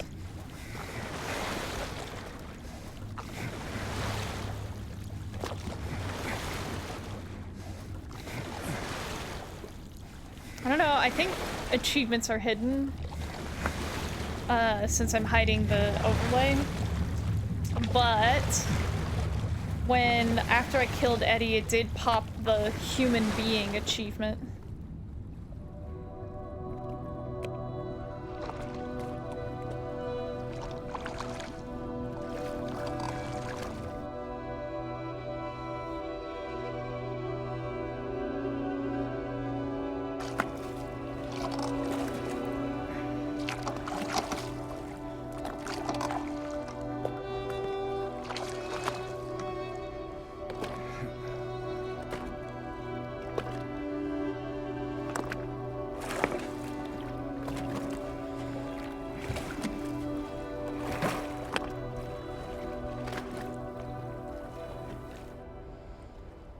I can't believe it. We're on the final section of the game. Actually here. I am that much closer to having to beat the boss on stream. Oh, this is gonna be painful. If I do as much better as I did with Eddie, maybe it'll be fine, but still haven't actually beaten the final boss on my own.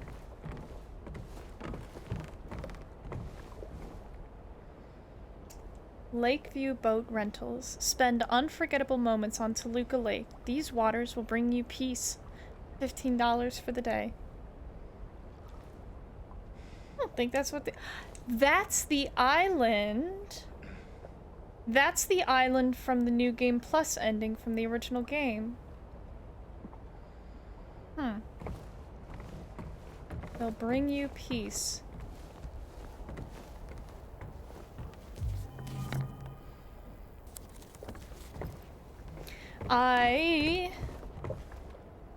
Can I say?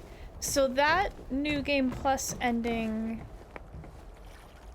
I don't think this is a spoiler. That New Game Plus ending that that island is from in the poster is for using the old magic of the town to bring Mary back. I think it's called Rebirth.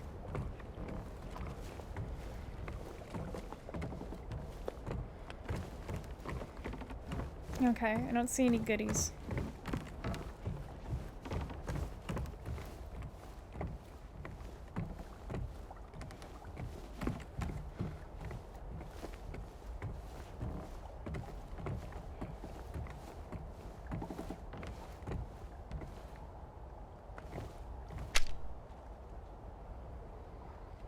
What does that say? Changes in this small changes can rip changes in insurance prices. Huh.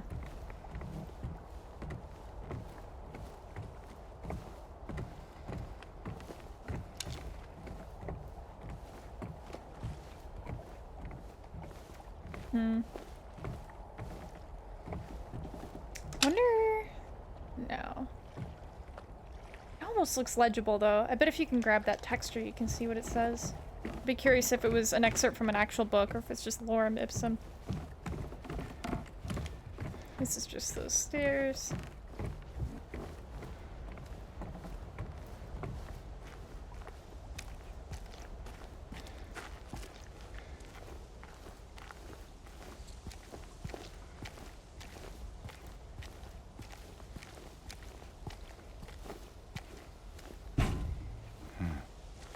For sure sounded like he just hit his head on it. Still does that weird ghosting thing in the fog. Oh, I was talking to one of my friends who's actually worked on drivers and stuff. And they're saying that weird sparkling effect that sometimes shows up in low light conditions with ray tracing sounds like exactly the kind of thing that... What did he say? The exact kind of thing that happens when... Like, oh my god, he explained it so well and I don't remember. Something about, like, I think it has to do with, like, the layer of level of imprecision in the ray tracing calculations, and so... Or, like, objects being occluded or something, and then it's like, oh, it is, oh, it's not, oh, it is, oh, it's not, and so it just kind of bounces between, and you get that shimmer. Something like that. I'm sorry, friend, I'm not explaining it correctly. I'm going from memory. That friend isn't here, so... They won't know how This place badly hasn't changed at all in 3 years. badly I've slandered their good explanation.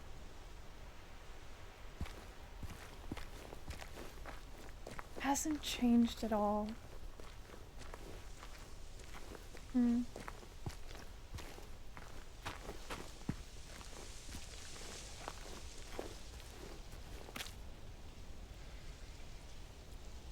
Why would you pick that up? Put it in your pocket. No big deal. You might need it later.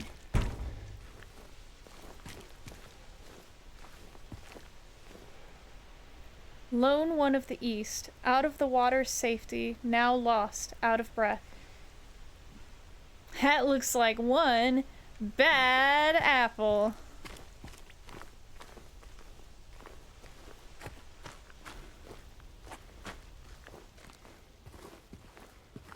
No, hang on. I'm gonna explore more fully. There might be other stuff I need to grab.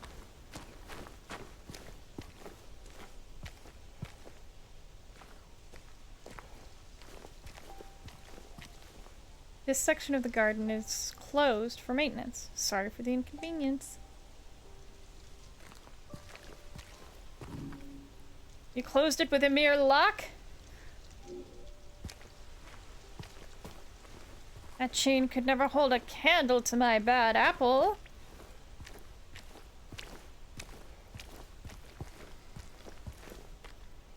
As the cold draws near, they abandon their old nests to return in time. You have a pipe, just smash it till it breaks.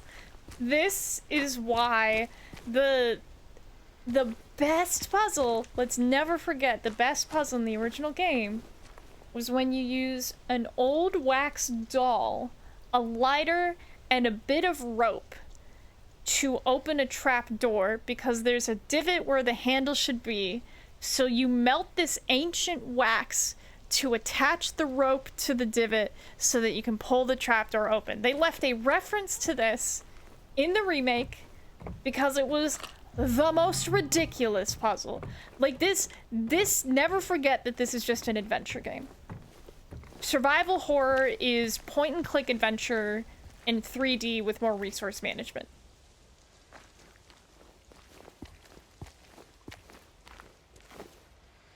Light bulb. Large one of the West, tempted by the lure's appeal, failed to resist it. Yeah, reasonable reaction. Let me just melt this ancient doll.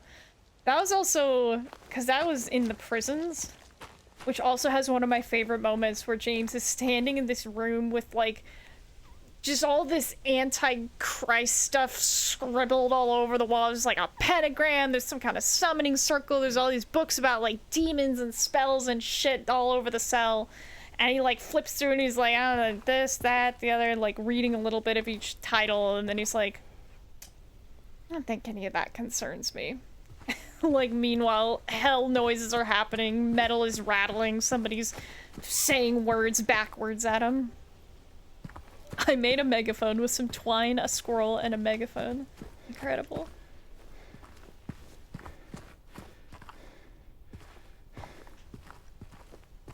Place hasn't changed in 3 years.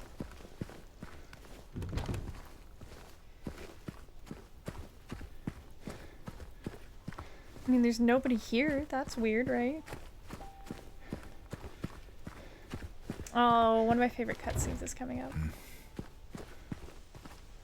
Actually, I say that as though I don't love every cutscene. There's a fun one coming up.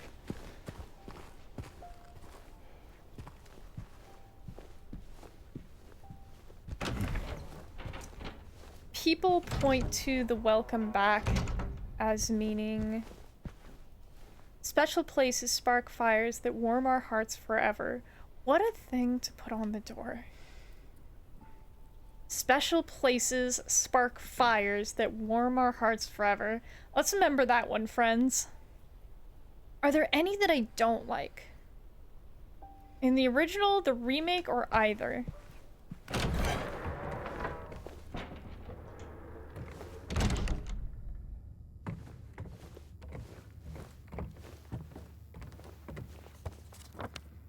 Our room. Mary.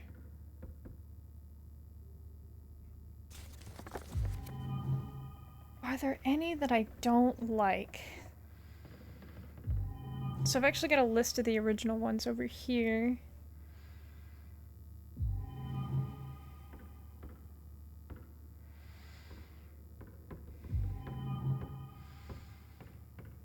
I don't think...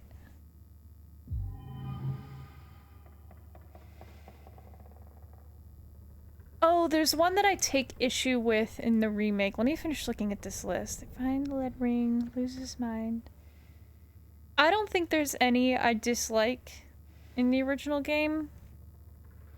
But the one that I mentioned earlier, so when James first meets Maria, so he finds her just outside of Rosewater Park near the beginning of the game. well, after the first section of the game. So he gets through the apartments and he goes to Rosewater Park and finds Maria. And he's like, oh my god, you look just like my wife, just your hair and clothes are different. And they took this out in the remake, and I think it was a big mistake. They took out the moment where, so he's walking, he's like, she wants to stick with him, and she says, I look just like your wife, don't I? You loved her, didn't you? Or maybe you hated her. And he says, don't be ridiculous. And so you have this first moment, you know, it's the first quarter of the game, and you have this moment where, like, somebody who looks just like his wife says, maybe you didn't love your wife. And he's like, of course I did. And then throughout it, it was like, it's so weird, right? But it works because we do have questions about how James felt about his wife, especially over time. And it also works because Maria is kind of like always testing the boundaries, always making these kind of salty jokes. And so, God, it made me really sad when they took that out of the remake. I just think that moment is also very thematically important. So it kind of bummed me out that they didn't include it. So I wouldn't say that I dislike the cutscene, but I would say that I feel like they changed it unnecessarily.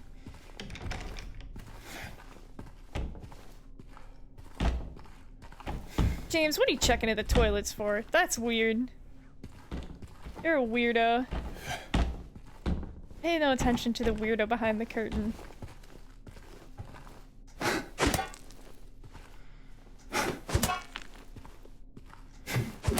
Can't break it.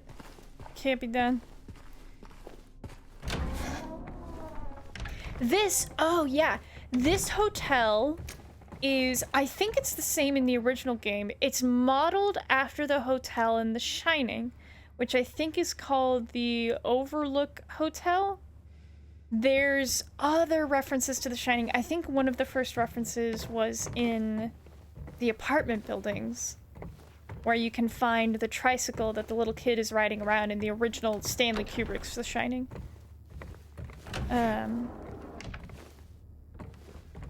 But yeah, there's another fun fact for you. Ooh, here's something fun. I'll be right back. So that's actually, before I go grab that, 312... 312 is the room where maybe Mary is waiting for him.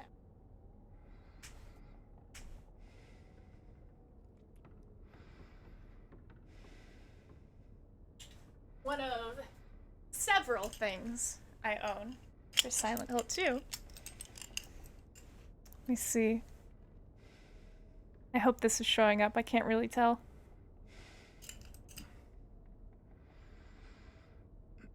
This is... I got this from Fangamer, because Fangamer makes pretty good merchandise. It's fun. It's fun stuff. So, do have the key to the room.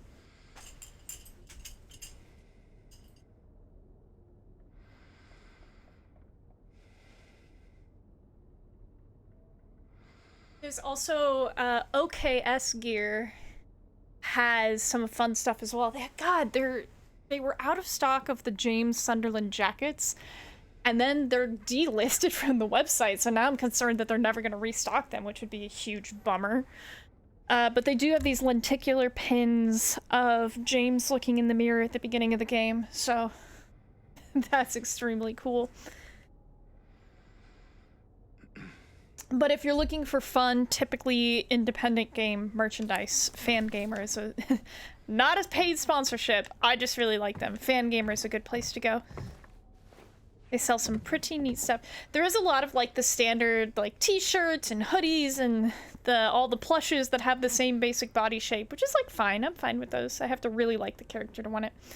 But they also have some very cool pins. They have some very cool, sometimes they have some very cool extra stuff like that.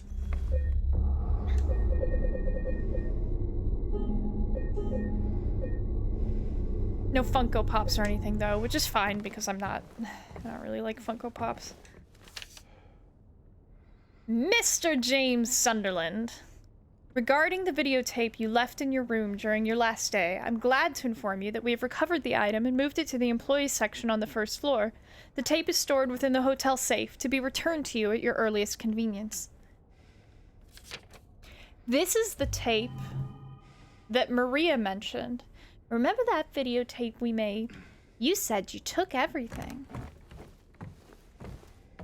Oh, I already fucked up the line, but it's fine. You know what I'm getting at. This is the videotape that Maria knew about when she was trapped in the labyrinth. Or when she seemed to be trapped in the labyrinth. All I want from you is an answer.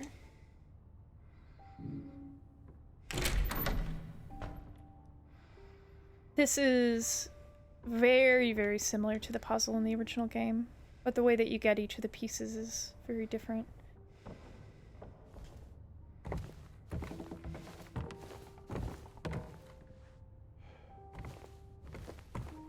wonder how many doors are just locked?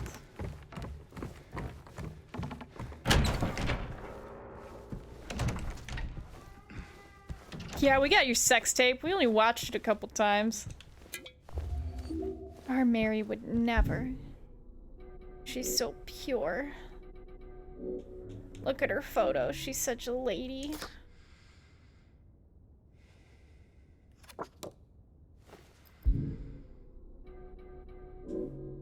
There's nothing written on the stationery.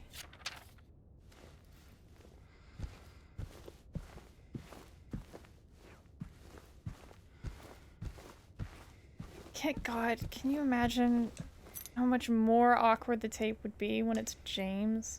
Jesus Christ.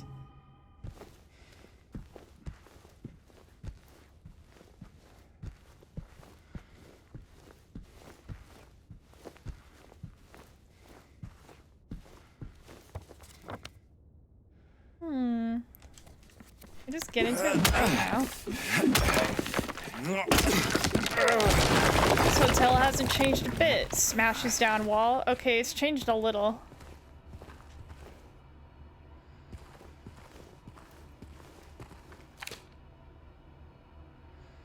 Remember that strange book you found earlier? Some very odd-looking man came in a few hours back, claimed it belonged to him. Honestly, I didn't feel like arguing. I wanted to be through with him as soon as I could, so I gave it to him. I'm not even sure how he knew it was here. I'm not sure how he even knew it was here. I don't think he was ever a guest here. I would have remembered. That's strange. Oh. Can't get it out of my head.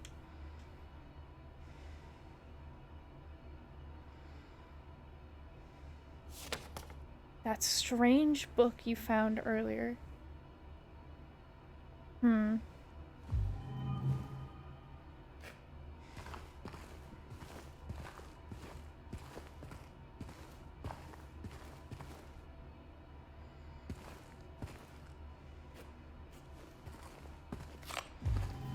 Am I crazy? Did they say...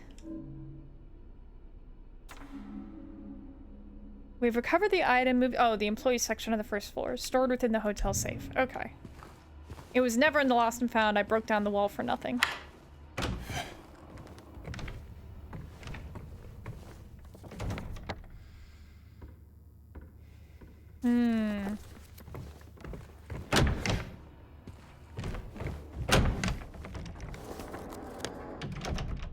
Oh, I am actually... Okay. I am actually going to need a key. I see.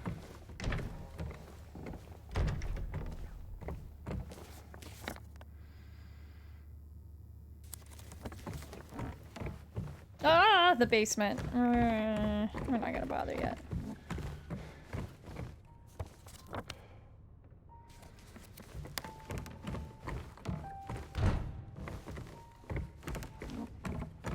I already know what happens if I go over there, so I'm gonna see how far it'll let me get before it makes me go.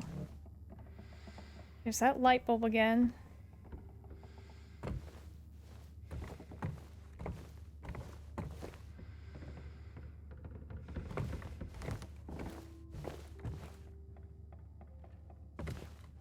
I don't think there's anything particularly significant. That's that island again. Or it's the church from the island, from the Rebirth ending.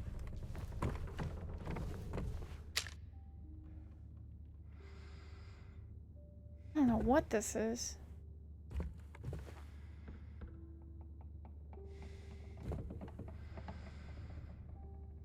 I can't tell what's going on in this painting at all.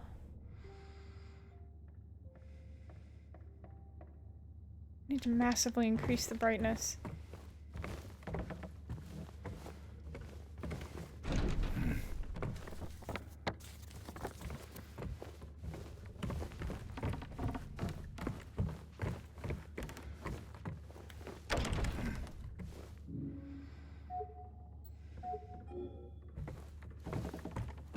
So I think these are only blocked off because I haven't gone to that other spot. So I'll try the basement next and then I'll do what the game wants me to do. But first, some paintings.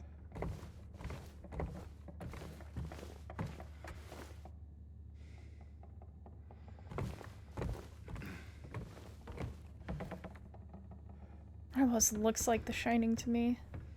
That top one.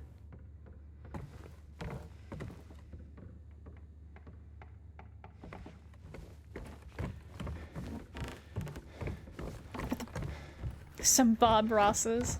Yeah, some fresh Bob Rosses for your hotel. He's just like the Mr. Rogers of painting. Just like a truly sweet, genuine man. Oh, here comes Dusk. Sweet baby boy. Uh-huh. Okay, cat tax. Where is he? There he is. My sweet baby boy, do you want on my lap? Come here. Come on. Oh, my thing is untied. Hang on. Sweet baby boy, yeah?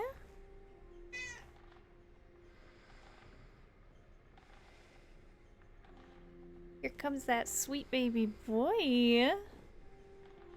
My sweetie, my baby, my angel. Yeah.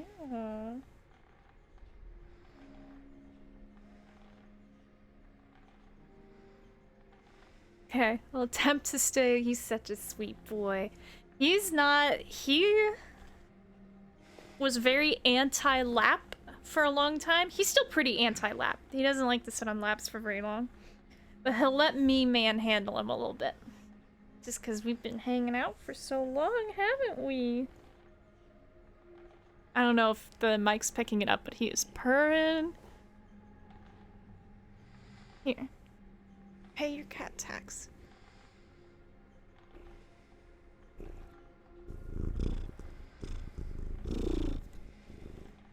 I don't know if any of that got picked up, but I sure hope it did.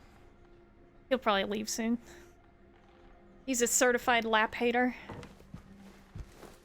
Sweet baby boy. Oh, there he goes. Did it make it? Did it make it into the microphone? A little...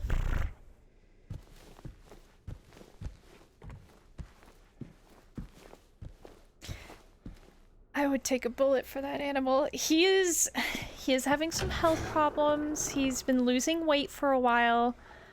Oh, I'm so glad his little sputters made it in. So I'm changing his diet a little bit more because I haven't been as restrictive as maybe I should be. So hopefully that helps with his weight loss, but he might just be dying of kitty cancer. So we're going to enjoy all the time we have with him. Note to staff, be sure to clean up the fireplace in the conference room. That is a very funny note. But we will not get to why it's funny for a while. Yeah, because they said that he's either got kitty IBS, so we just need to restrict his diet to stuff that won't, like, cause his bowels to act up, or it's cancer, and there was some, I could spend, like, a bunch more money and do some very invasive procedures, get, like, a biopsy, try to find out exactly what it is, but... I mean, if he has kitty cancer, he's 16 years old, I'm not giving him chemo, so... I don't know, I might as well not know and just treat it like it's IBS, you know? Yeah. It's alright, though. He seems to be doing fine so far, which admittedly with cats is not really the only thing you should look for. For anybody who doesn't already know, cats have a tendency to hide their illness, and one of my vets said it's because since they're so small, if they show signs of weakness, that's bad for for other predators to see. So that's why they hide when they're not feeling well. But you know, he's eating about as much as he ever has. He's drinking more water. He does have early signs of kidney disease, so yeah, he's an old man. But otherwise seems about as energetic as he's ever been. I'm still giving him his hyperthyroidism meds every day, so we'll just do what we can. We'll just do what we can with what we got. Take care of my boy. Alright.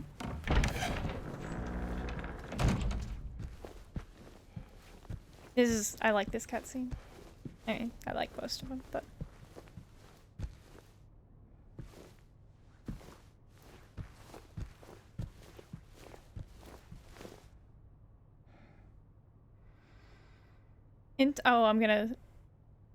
Alright, bear with me. Intermezzo, whatever OP is, 118 number 2 by Johannes Brahms, I want to say. There's been piano music throughout the game. The one fact we got out of James about Mary, which did not happen in the original game, is that Mary liked to play piano.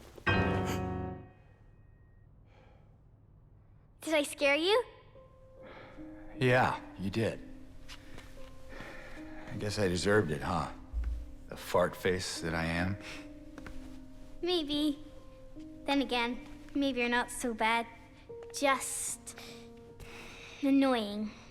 Uh-huh. So, you got any other things planned? I think I saw a dark room back there you could lock me up in. No. I think you've had enough. For now. Well, that's reassuring. Besides, I need your help finding Mary. She's here. Isn't she? Come on, tell me. I wish I knew. But she said it in her letter. Wait. So there really is a letter?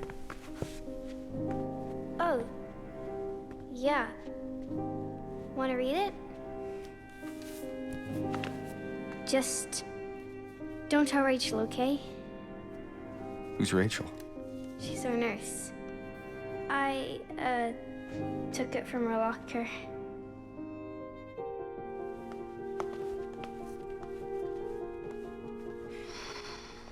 My dearest Laura, I'm leaving this letter with Rachel to give to you after I'm gone. I'm far away now, in a quiet, beautiful place. Please forgive me for not saying goodbye before I left. Be well, Laura.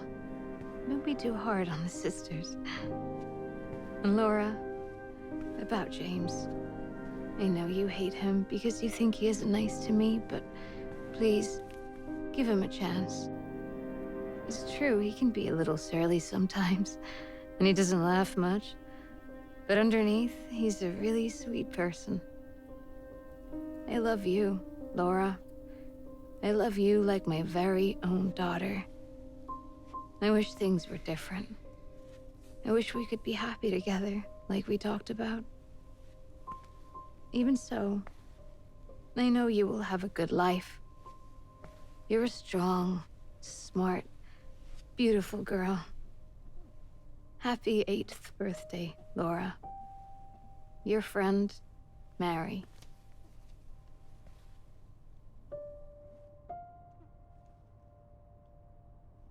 Laura.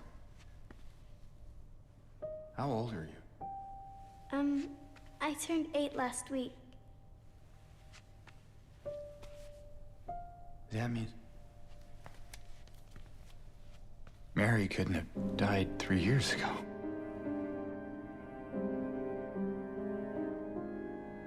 Could she really be here? Is this the quiet, beautiful place she was talking about? Me and Mary talked a lot about Silent Hill. She even showed me all her pictures. She really wanted to come back. She also talked a lot about you, you know? She even...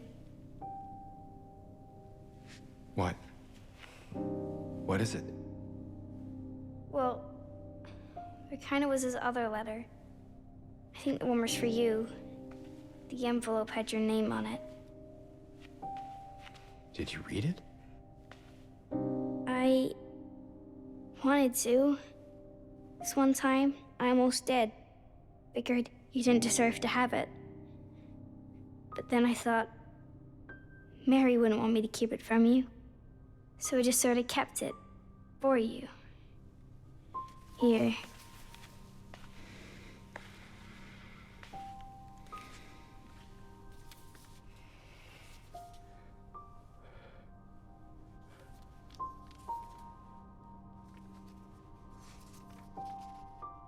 It's empty.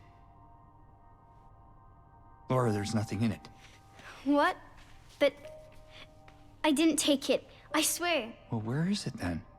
I must have lost it. I gotta find it. Laura!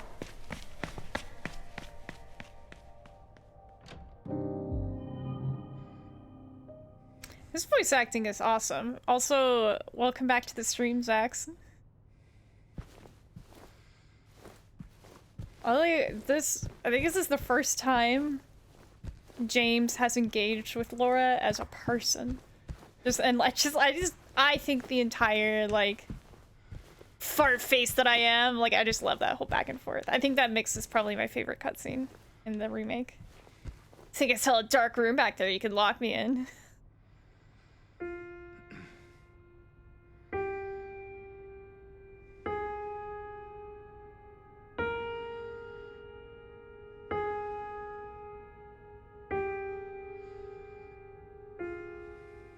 It's one of the songs. What? So, Arsonist, again, this outsider perspective is just, like, totally fascinating to me. What did it show you about James? He's more of a person. Yeah, I would agree with that. Where in a lot of the other cutscenes, he hewed a lot closer to James from the original game. This is the first time it's like, hey, James is, like, a guy.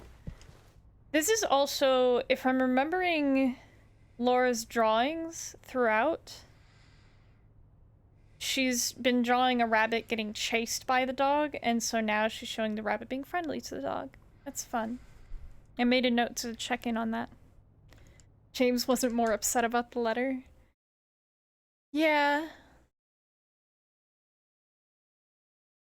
I think he's chilled out. Maybe killing Eddie mellowed him out a bit. I don't know.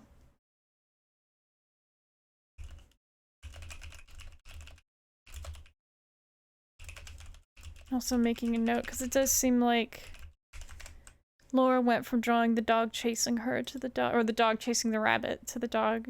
And the rabbit being friends. So... Oh, god damn it. You know what I forgot to check? I was gonna check how significant room 208 was.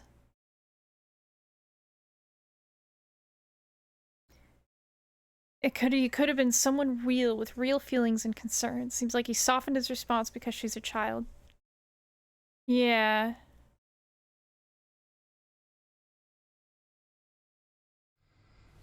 I don't know if any of that's coming through, but Dusk is screaming in the background. My darling boy! Can you guys see him? Hang on. There he is. Come here! What you're shouting?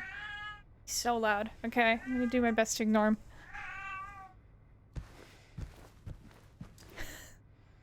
According to my audio recording, it's not picking up any of it. That's fine. It sounds like this. That's what he's doing right now. Darling dear.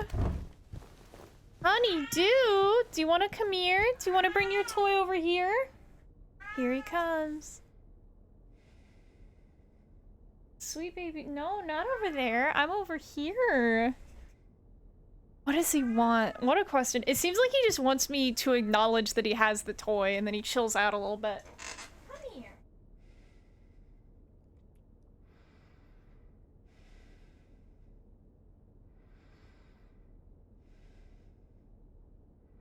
This. His favorite toy. Did it pick those up? It wasn't showing up in the audio.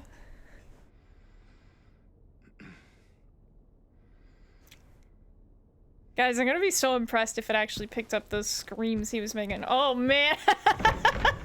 Oh hell yeah, it did! Good, that's good. Laura. So I don't sound like a total psycho. She's all the way over here! We heard that good. That did not show up at all in the audio. Oh, that's crazy. Laura, you nutcase, get back here. Oh my god.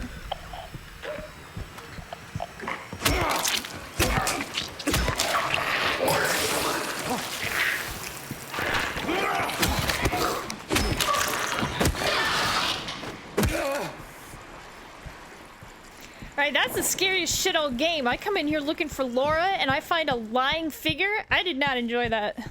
JK, I enjoyed it a lot, but... Ooh.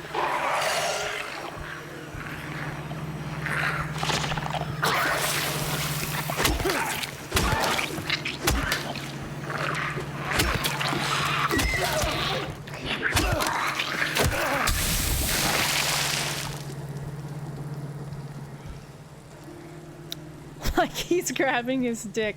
No, okay, so the way they looked in the original game, and they kind of borrowed this design, it originally looked like they were in a straitjacket. It looked more like this. Now it looks more like they've got their arms in their hoodie pocket. Which, I kind of wish they had stuck with the straitjacket look. Actually, I really wish they had. I think the straitjacket look was great. Yeah. Good thing you got me here to clear it up.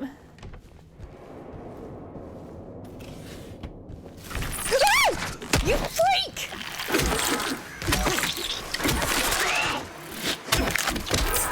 Oh my god.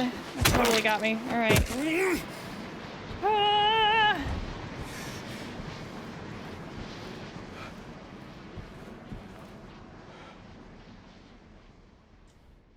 In loving memory of Sean Mitchell, the family regret to inform you of his passing. The funeral service will be held at the St. Stella Church in Southvale, intersection of Nathan Avenue and Neely Street at 11 a.m. Following the service, we will hold a small reception at Sean's family home. Intersection of Nathan Avenue and Neely Street. Let me check something. Nathan Avenue and Neely Street.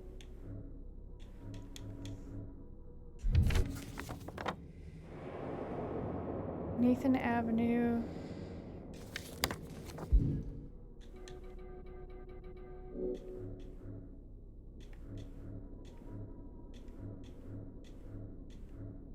Are you serious?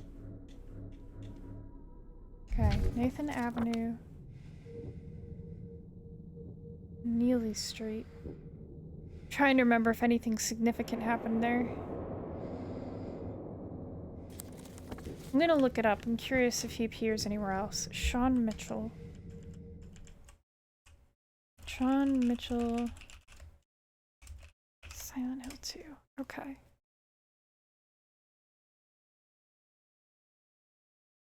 He looks up the Silent Hill movie first. Okay.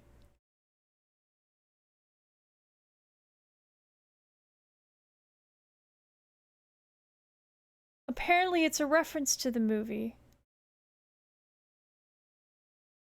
What is their evidence for this? Okay, let me open up a Reddit thread real quick. They're saying it's because, so in the original, the 2000 Silent Hill movie, Sean Bean played the husband, and Rada Mitchell played the protagonist. They're saying that it's a reference to that. That's fun. Will be held in the St. Stella Church. Following the service, we will hold a small reception at Sean's family home. Because during the movie, Rose De Silva, protagonist, goes to the church and eventually returns to Sean's home. Interesting. And they're saying that the clothes in the suitcase look like James's clothes. Do they? Oh my god, I think they do. Hang on. Okay, flip around, bud. Come on. Jesus Christ. I just want to get a look at you in the light.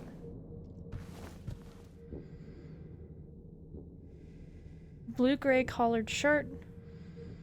Jeans, of course. Brown belt. Oh dear. Yeah, those are the clothes that James is wearing. Never noticed that before. Interesting. This has been good. It's been good fun to look up this stuff as we go.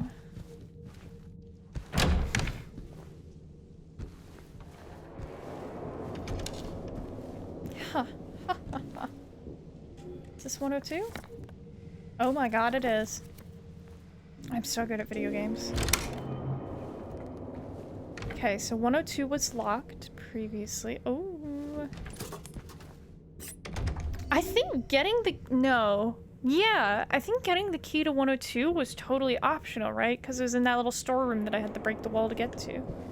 So unless there's anything in here that blocks progression, which doesn't look like there is. Nice. I'm so good at video games. Killed Eddie first try. I'm great at this. Speaking of, let me check that I'm all topped up. Jane video game. That's me.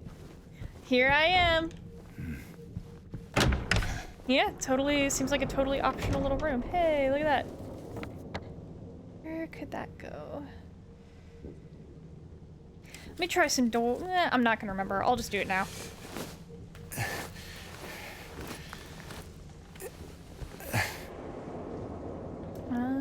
Okay.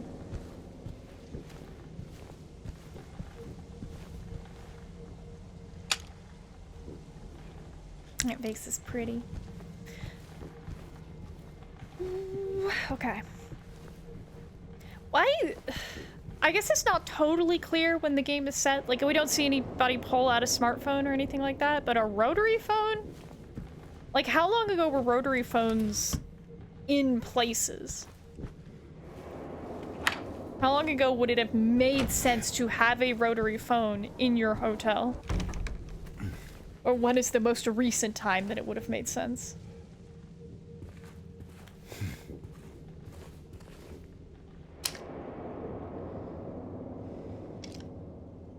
Zax, you are a special case, I think.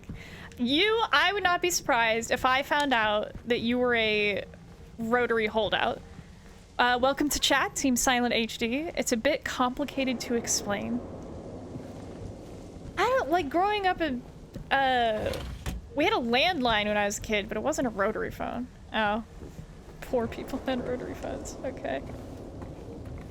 Team Silent, it sounds like you have interesting details to share. I'd be into that. Also fun to have the mysterious Team Silent as a username.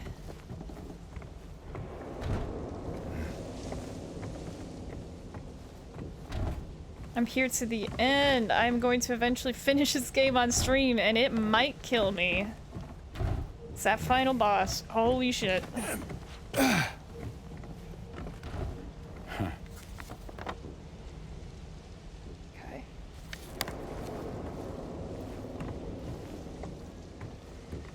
Make sure I'm not getting ganked. Get to stream a little longer for Zax.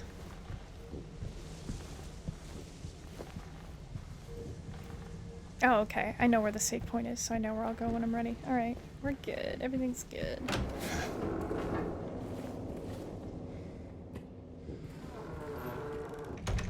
Also, what is a bit complicated to explain?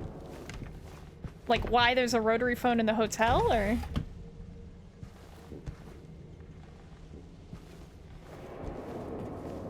Oh, maybe you're still typing it up. That would be exciting.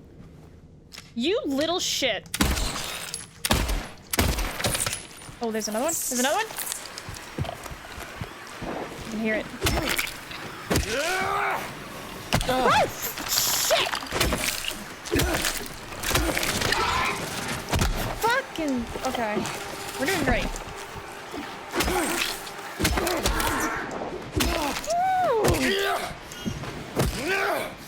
I would be super down to have literally anything explained after I finish the game. I have played the original game several times, so I think at this point most of the surprises are going to be for people in chat, not for me. But I'm sure there's a lot of things I've missed. Only give important details and most of the revelations occur. I mean, you can see where we are now, so I'm certain a lot of revelations have already occurred. Rotary phones are so much fun. They got that sick bring. So it's just the sound that you like? You know, nothing... I'm assuming the mechanical aspect is also appealing.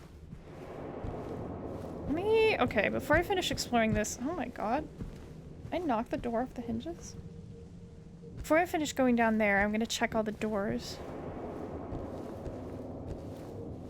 Also, Team Silent. Do you have that username because you're a fellow Silent Hill 2 fan? Perhaps a fellow Silent Hill fan in general? Or are you one of the mysterious Team Silent? The legendary mythical team that made all the good Silent Hills and none of the bad ones. Yeah, show of hands. Who doesn't already know the story of Silent Hill 2? Because I know Arsonist doesn't, I know Shrimp and Zax don't, and I think that's basically everybody in chat right now.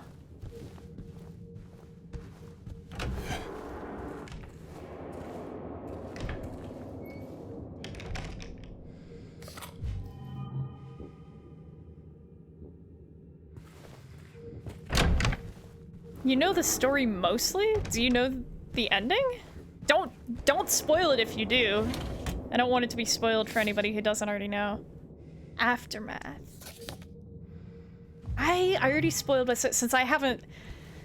Technically, I haven't finished the game on my personal save file because that final boss is ass in a cup. This is an alcoholic's room. You can't recall except that it's not happy. Yeah, okay. So you don't necessarily know any details. That's good. Let's keep it that way.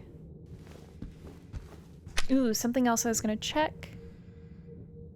I think some amount of this is just it's easier to have one texture for most or all of the clock faces, but I have made note that every clock face shows 910.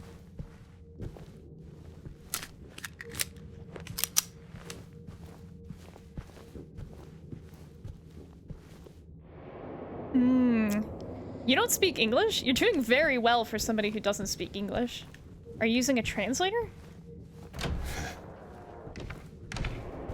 Or is it just like you can write it but you can't speak it?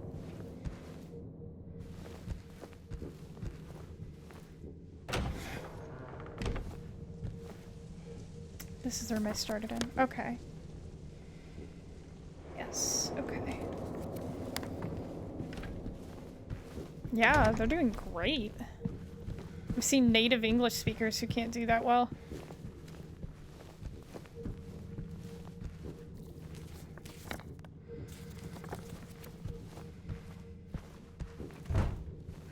Dang. Arsonist, you're also young. Listen to and read English, but writing it is another story. That's... yeah, I've been trying to learn another language on, of course, Duolingo for a while now, and it's... I don't know, like, I can kind of read it.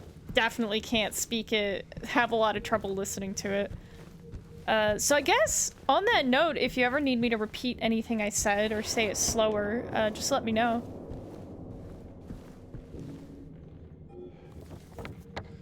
No, 7. Okay. English, bad English, and very, very bad French. Just one of the downsides of being Canadian, I guess. Oh, I think there's something gonna get me in here. Gonna get got. Oh, don't see it yet. Yeah, absolutely. I mean, it helps that I have a pretty small audience at this point, so it's not like I'm gonna have to dig around for your messages, but I think having fellow, looking over here because this is where chat is, having fellow Silent Hill fans in chat is also very exciting for me. Basically every game that I really like, I don't know very many people in my life who really like it, typically. And so it's exciting to like, and I'm like bad at, you know, I'm not gonna spend a bunch of time on forums or doing stuff like that, so it's always fun to have like, here's another active fan in chat right now, like, that's great. Sunrise key.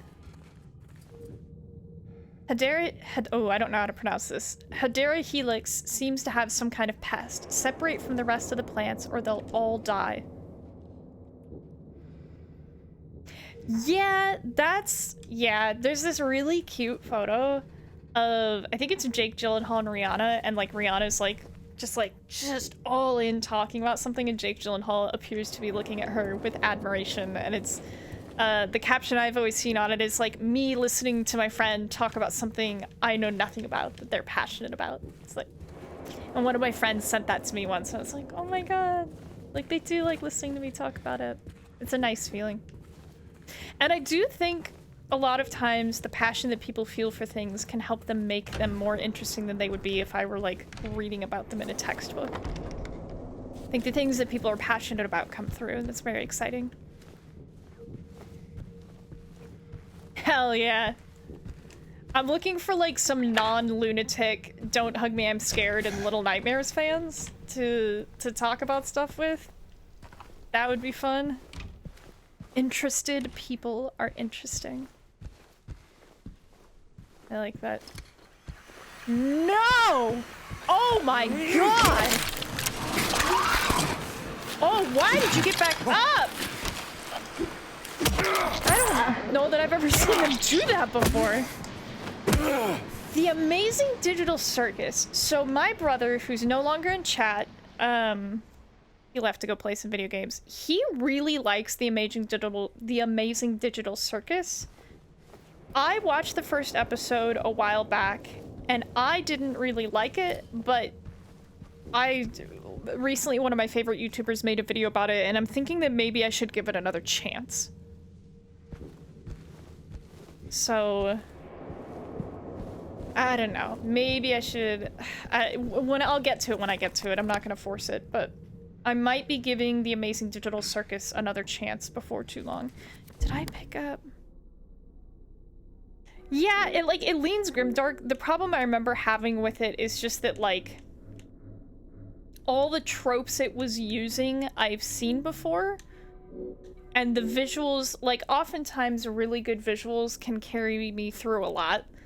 I mean, it certainly did for Black Rock Shooter, one of my favorite anime, that like the story starts out strong and then just gets really messy and unnecessarily complicated by the end.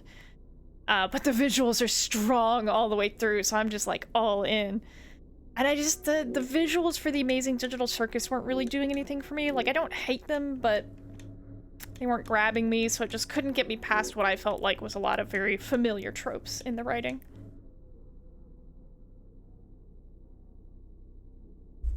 I feel like I would put it in a similar category to Hazbin Hotel and Hell of a Boss, but I haven't actually watched Hell of a Boss.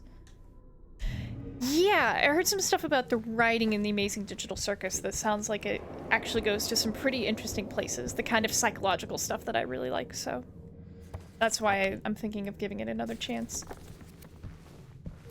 Where first episode, I think my greatest concern was that it was just going to be very shallow and lean too much on tropes, which I don't really like.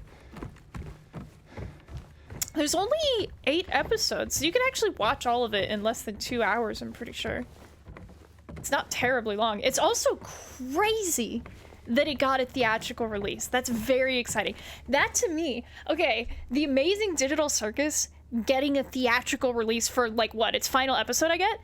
That's exciting to me for the same reason that Iron Lung was, the Markiplier's Iron Lung movie, where like, even though I personally did not think that his Iron Lung movie was very good, it's like crazy. I mean, I guess, you know, early YouTubing, he had enough money to just make it happen as a passion project, and it got released. And it, even though I didn't like it, like I thought it had a lot of room for improvement, there was some exciting stuff in it, and I would be happy to watch another movie if he made another movie. And it's, I don't know, it's just like crazy that these things are in theaters. Sure, what did you think of Iron Lung, the movie? Because you know about the game, right? Like, you either played it or watched somebody play it, right?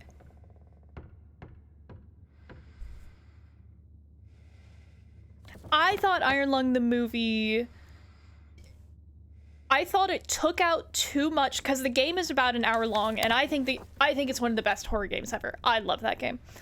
And I felt like the movie took out too much of what was in the game, and didn't have enough to replace it with. I also thought the dialogue, like the audio mixing for the dialogue, needed some work. It was hard to understand most of the dialogue, especially from like about a third of the way on.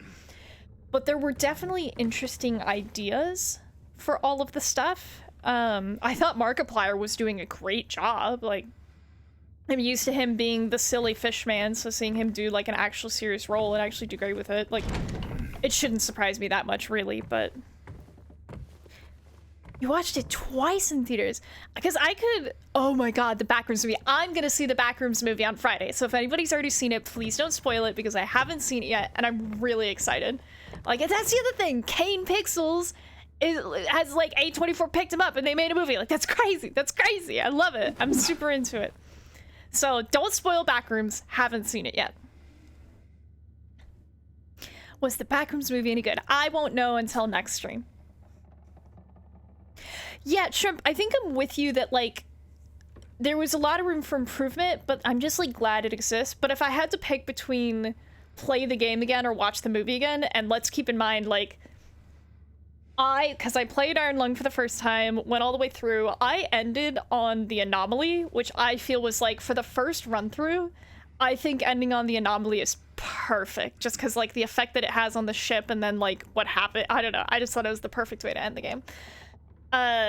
And then I went back through and explored almost every square inch, like taking photos the entire way, so seeing all the plants, all the walls, all the, like, the brick walls and the natural walls. I actually found the hidden sub myself. Like, I did not have to look up a guide to find it. So I have spent a lot of time on the Iron Lung video game. And I think I would sooner play the video game again, even though I feel like I know it inside, well, almost inside and out at this point, over watching the movie again. But I thought the whole clotted blood aesthetic for the ship towards the end of the movie was really interesting. I liked that they were actually fleshing out the main character's story.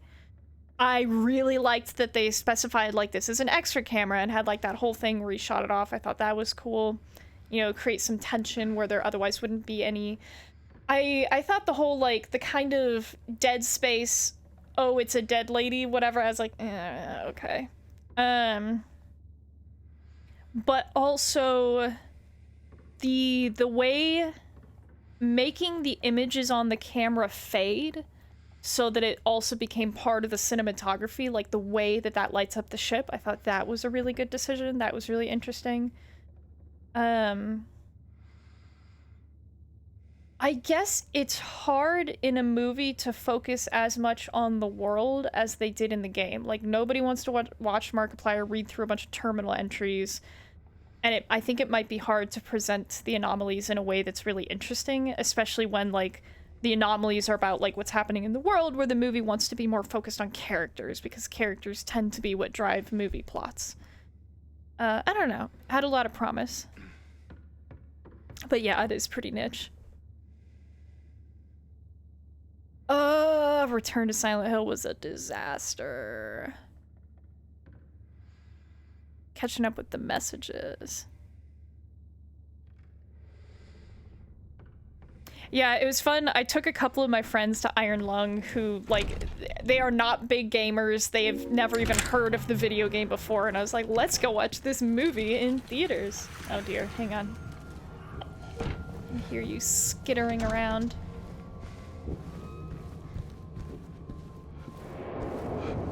Okay, I need to chase this down. Hang on. Where'd you?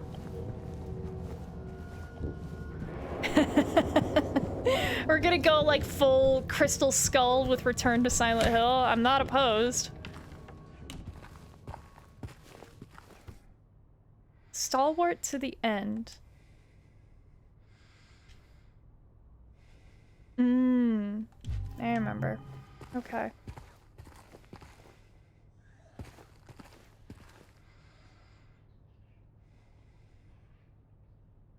Can you guys hear some strange, distant noises in the game?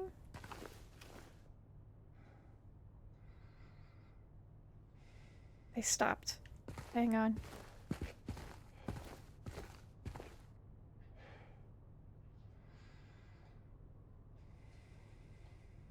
Can't hear him anymore. Whatever. No big deal, I guess. I saw some comments on Return to Silent Hill, and one of them was something like, I took my Silent... Oh, I saw that same comment on Letterboxd. I took my Silent Hill loving boyfriend to watch this movie, and it was like taking a lamb to the slaughter. No, this weird noise is not Dusk. Dusk does not make noises like that. He loves me too much to put me through that. Oh, yikes, dude. Look at this painting. Listen, I like weird dark paintings, but I don't think I would hang this one up. No good. The one who soared. Yeah, there's the wing. Alice Burrows. Wonder if the names mattered at all. Return to Silent Hill. I listened to a few of my favorite content creators talk about it, which definitely helped me suss out other aspects that I didn't like about it. So Mariana Colleen of the Morbid Zoo fame made the point that the CG just looks cheap. I think she's exactly correct about that. Like, I'm not even mad that they made James an artist. I'm not mad. In fact, I was excited. My favorite scene in that movie was when they go back into the closet and he opens the thing in the back of the closet and there's like a shrine to her dad, but the face is missing and there's Maz. I'm like, this is sick. Like, give me some really cool imagery and make it mean something. Like, I am all in. Mary, what's your backstory? Let's hear it. And, like, making him an artist was super interesting. And they had that bit towards the end where it's, like, all his weird paintings of Mary in the concrete labyrinth. I'm like, yeah, this could be awesome. This could have some real tough symbolism in it. It could be great. But they just... That story is such a disaster. And, like, the way they described it on Something Rotten, which is Jacob Geller's podcast with his friend Blake Hester, Revelations, A New Understanding. Isn't that also like a book in the Bible?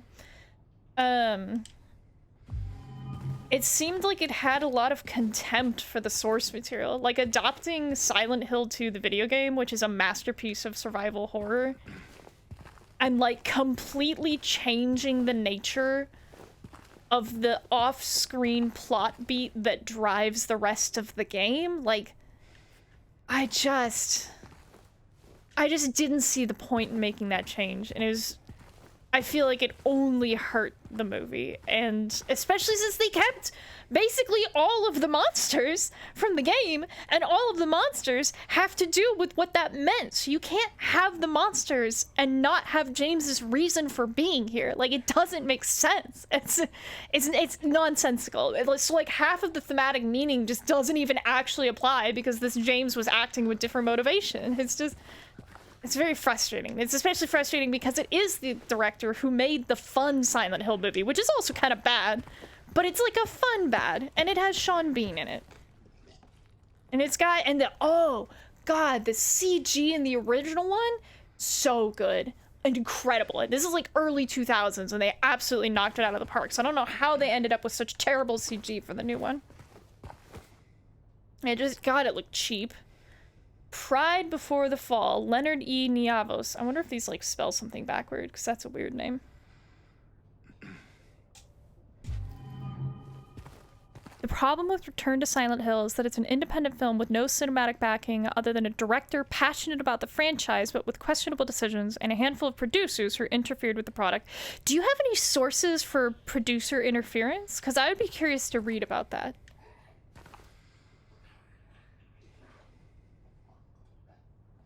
There's the noise.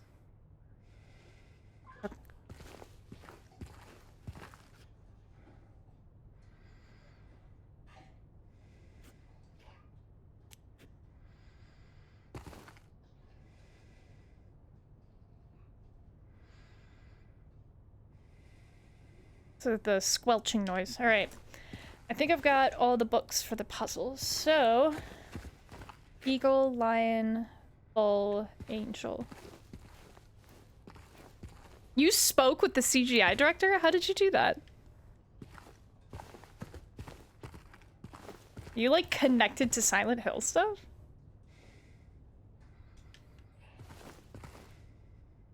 Eagle. In Instagram. That's still really cool. Are they just like answering questions? Could I talk to them?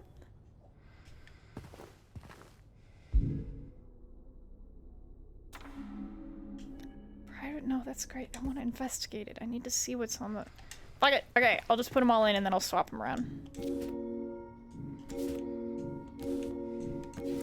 Alright. Eagle... And I want to put the eagle up here. Lion...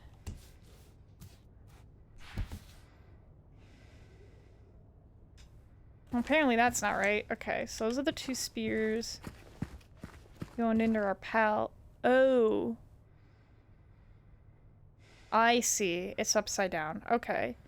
Angel, boar, lion, eagle.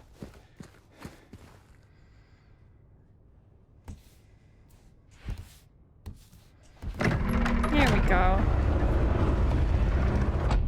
What else did the CGI director tell you? I might be about to eat shit in this room. That's fine.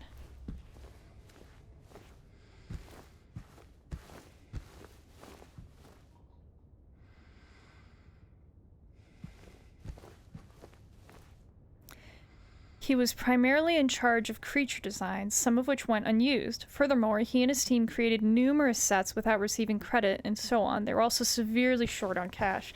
I don't, like... There's another 910.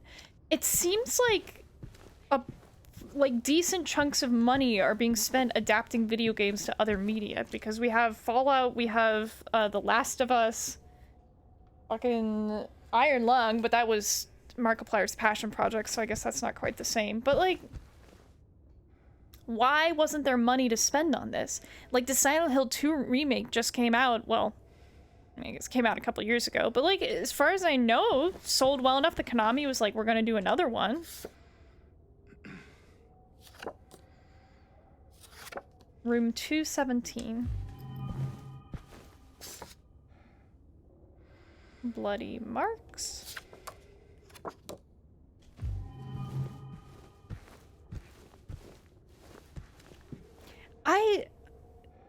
They probably should have changed the creature designs. I think these are all the places where I'm gonna need to get the puzzle elements for this puzzle. Ah, yeah. I vaguely remember now.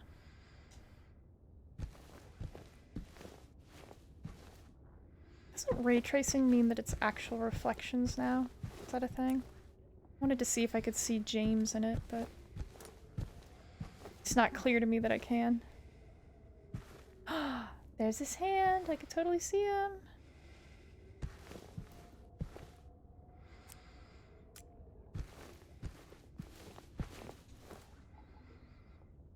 It says help. I'm not very familiar with how projects of this nature work, so I wouldn't know how to answer. I only recall that they also received many requests from producers who couldn't fulfill them due to budget constraints.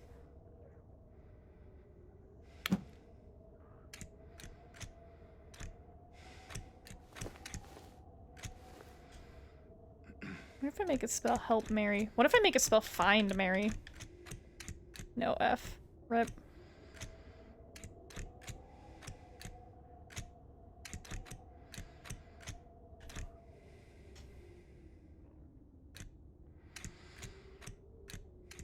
Oh my god. I cannot use the analog stick for this.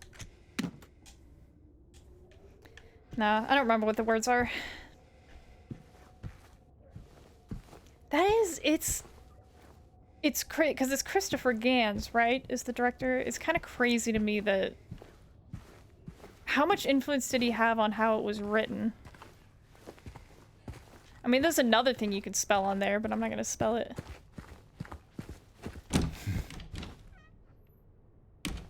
I think it's like, it's definitely on purpose that you can spell Mary on there. Ooh, look at that dust, friend. Get some recordings of him coughing and sneezing, please.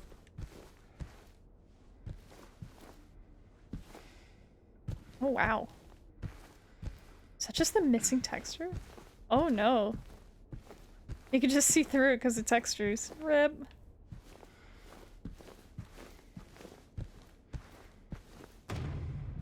What? Oh, no. That's far too intensive music for what's happening. Is this where I think it is? Oh man. Let me check the other stuff before I go in here. It's just locked. Alright. It's the same director as the first one, but a director's nothing without his team, and if the team, the budget, and the producers don't cooperate. Yeah, that's a good point. I think something frustrating, especially about, like, I think this is... It's not unique to American culture, but I do think it's particularly pervasive. Is this idea that, like, art is made by a single person. And there are cases, like, especially in smaller scale art where that's true, but, like, I don't know anybody in their right mind who would try to tell you that a single person makes a movie. Like, I think most art, especially large-scale art, is collaborative. So if everybody's not on the same page, it's not going to turn out. Silent Hill flower deliveries. Perfect flowers for perfect occasions. Our best sellers. Lilies, chrysanthemums, hydrangeas, gardenias. Ooh, I don't... Gladioli? Carnations, daffodils, hyacinths, violets, roses, orchids, and more. 20% off for wedding bouquets. Call us 1207, and the rest of it's cut off. I don't know. I think there's forget-me-nots on the blanket in the back seat of James's car and on... Let me check. I don't know. See, like, I don't know what kind of flower that is. I'm not good with flowers. Here's this empty letter. Okay, I can go... Okay, do I want to check out the hall? I think I know what's in the hall, and I don't think I want to deal with that yet, so I'm going to deal with these other rooms first, and then I'll probably be done for the night. A magic letter! I believe there's a joke at some point that Mary wrote it in disappearing ink. I hear you. Oh, Jesus. Okay.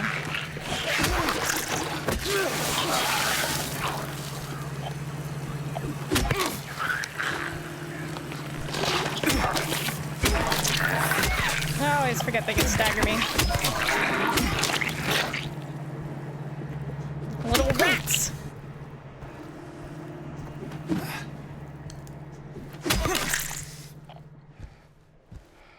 Actually, you know what? It's pretty late already, and I'm pretty close to the save. Oh, Jesus, God. Okay, hang on. I will not suffer an enemy to live if I can see it.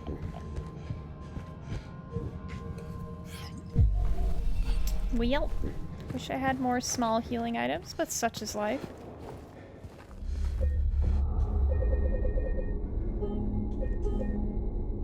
So Team Silent, since you are new to the stream and the schedule, I typically stream, what is it, 2nd and 4th Tuesdays, I think? Let me pull up my actual schedule. Jesus, I don't know why I thought that would help. Other schedule. Yeah, so the 2nd and 4th Tuesdays. So the 2nd Tuesday of the month, I do horror stream, which right now is Silent Hill 2 Remake. And the 4th Tuesday of the month, I do TF2 with some friends. TF Tuesday, if you will. Lying figures. Women trapped in straitjackets made of their own skin. They wear heels and wear them better than I do. I'm so jealous. The otherworldly versions explode upon death. Is this the end? Yeah. So typically when I'm gainfully employed, I end the stream at about 9 p.m. Central Time. Since I have unfortunately been caught up in the many waves of tech layoffs, I'm streaming a little bit later right now, but that's not going to last. So yeah, that's the end of the stream for today, I think. I do need to, like, go to bed and stuff, you know, the usual. But maybe if you're feeling it, I will see you in a couple weeks for TF Tuesday. That might be fun, even though it's not Silent Hill. But if not, maybe I'll see you all 2nd Tuesday of next month. Bye.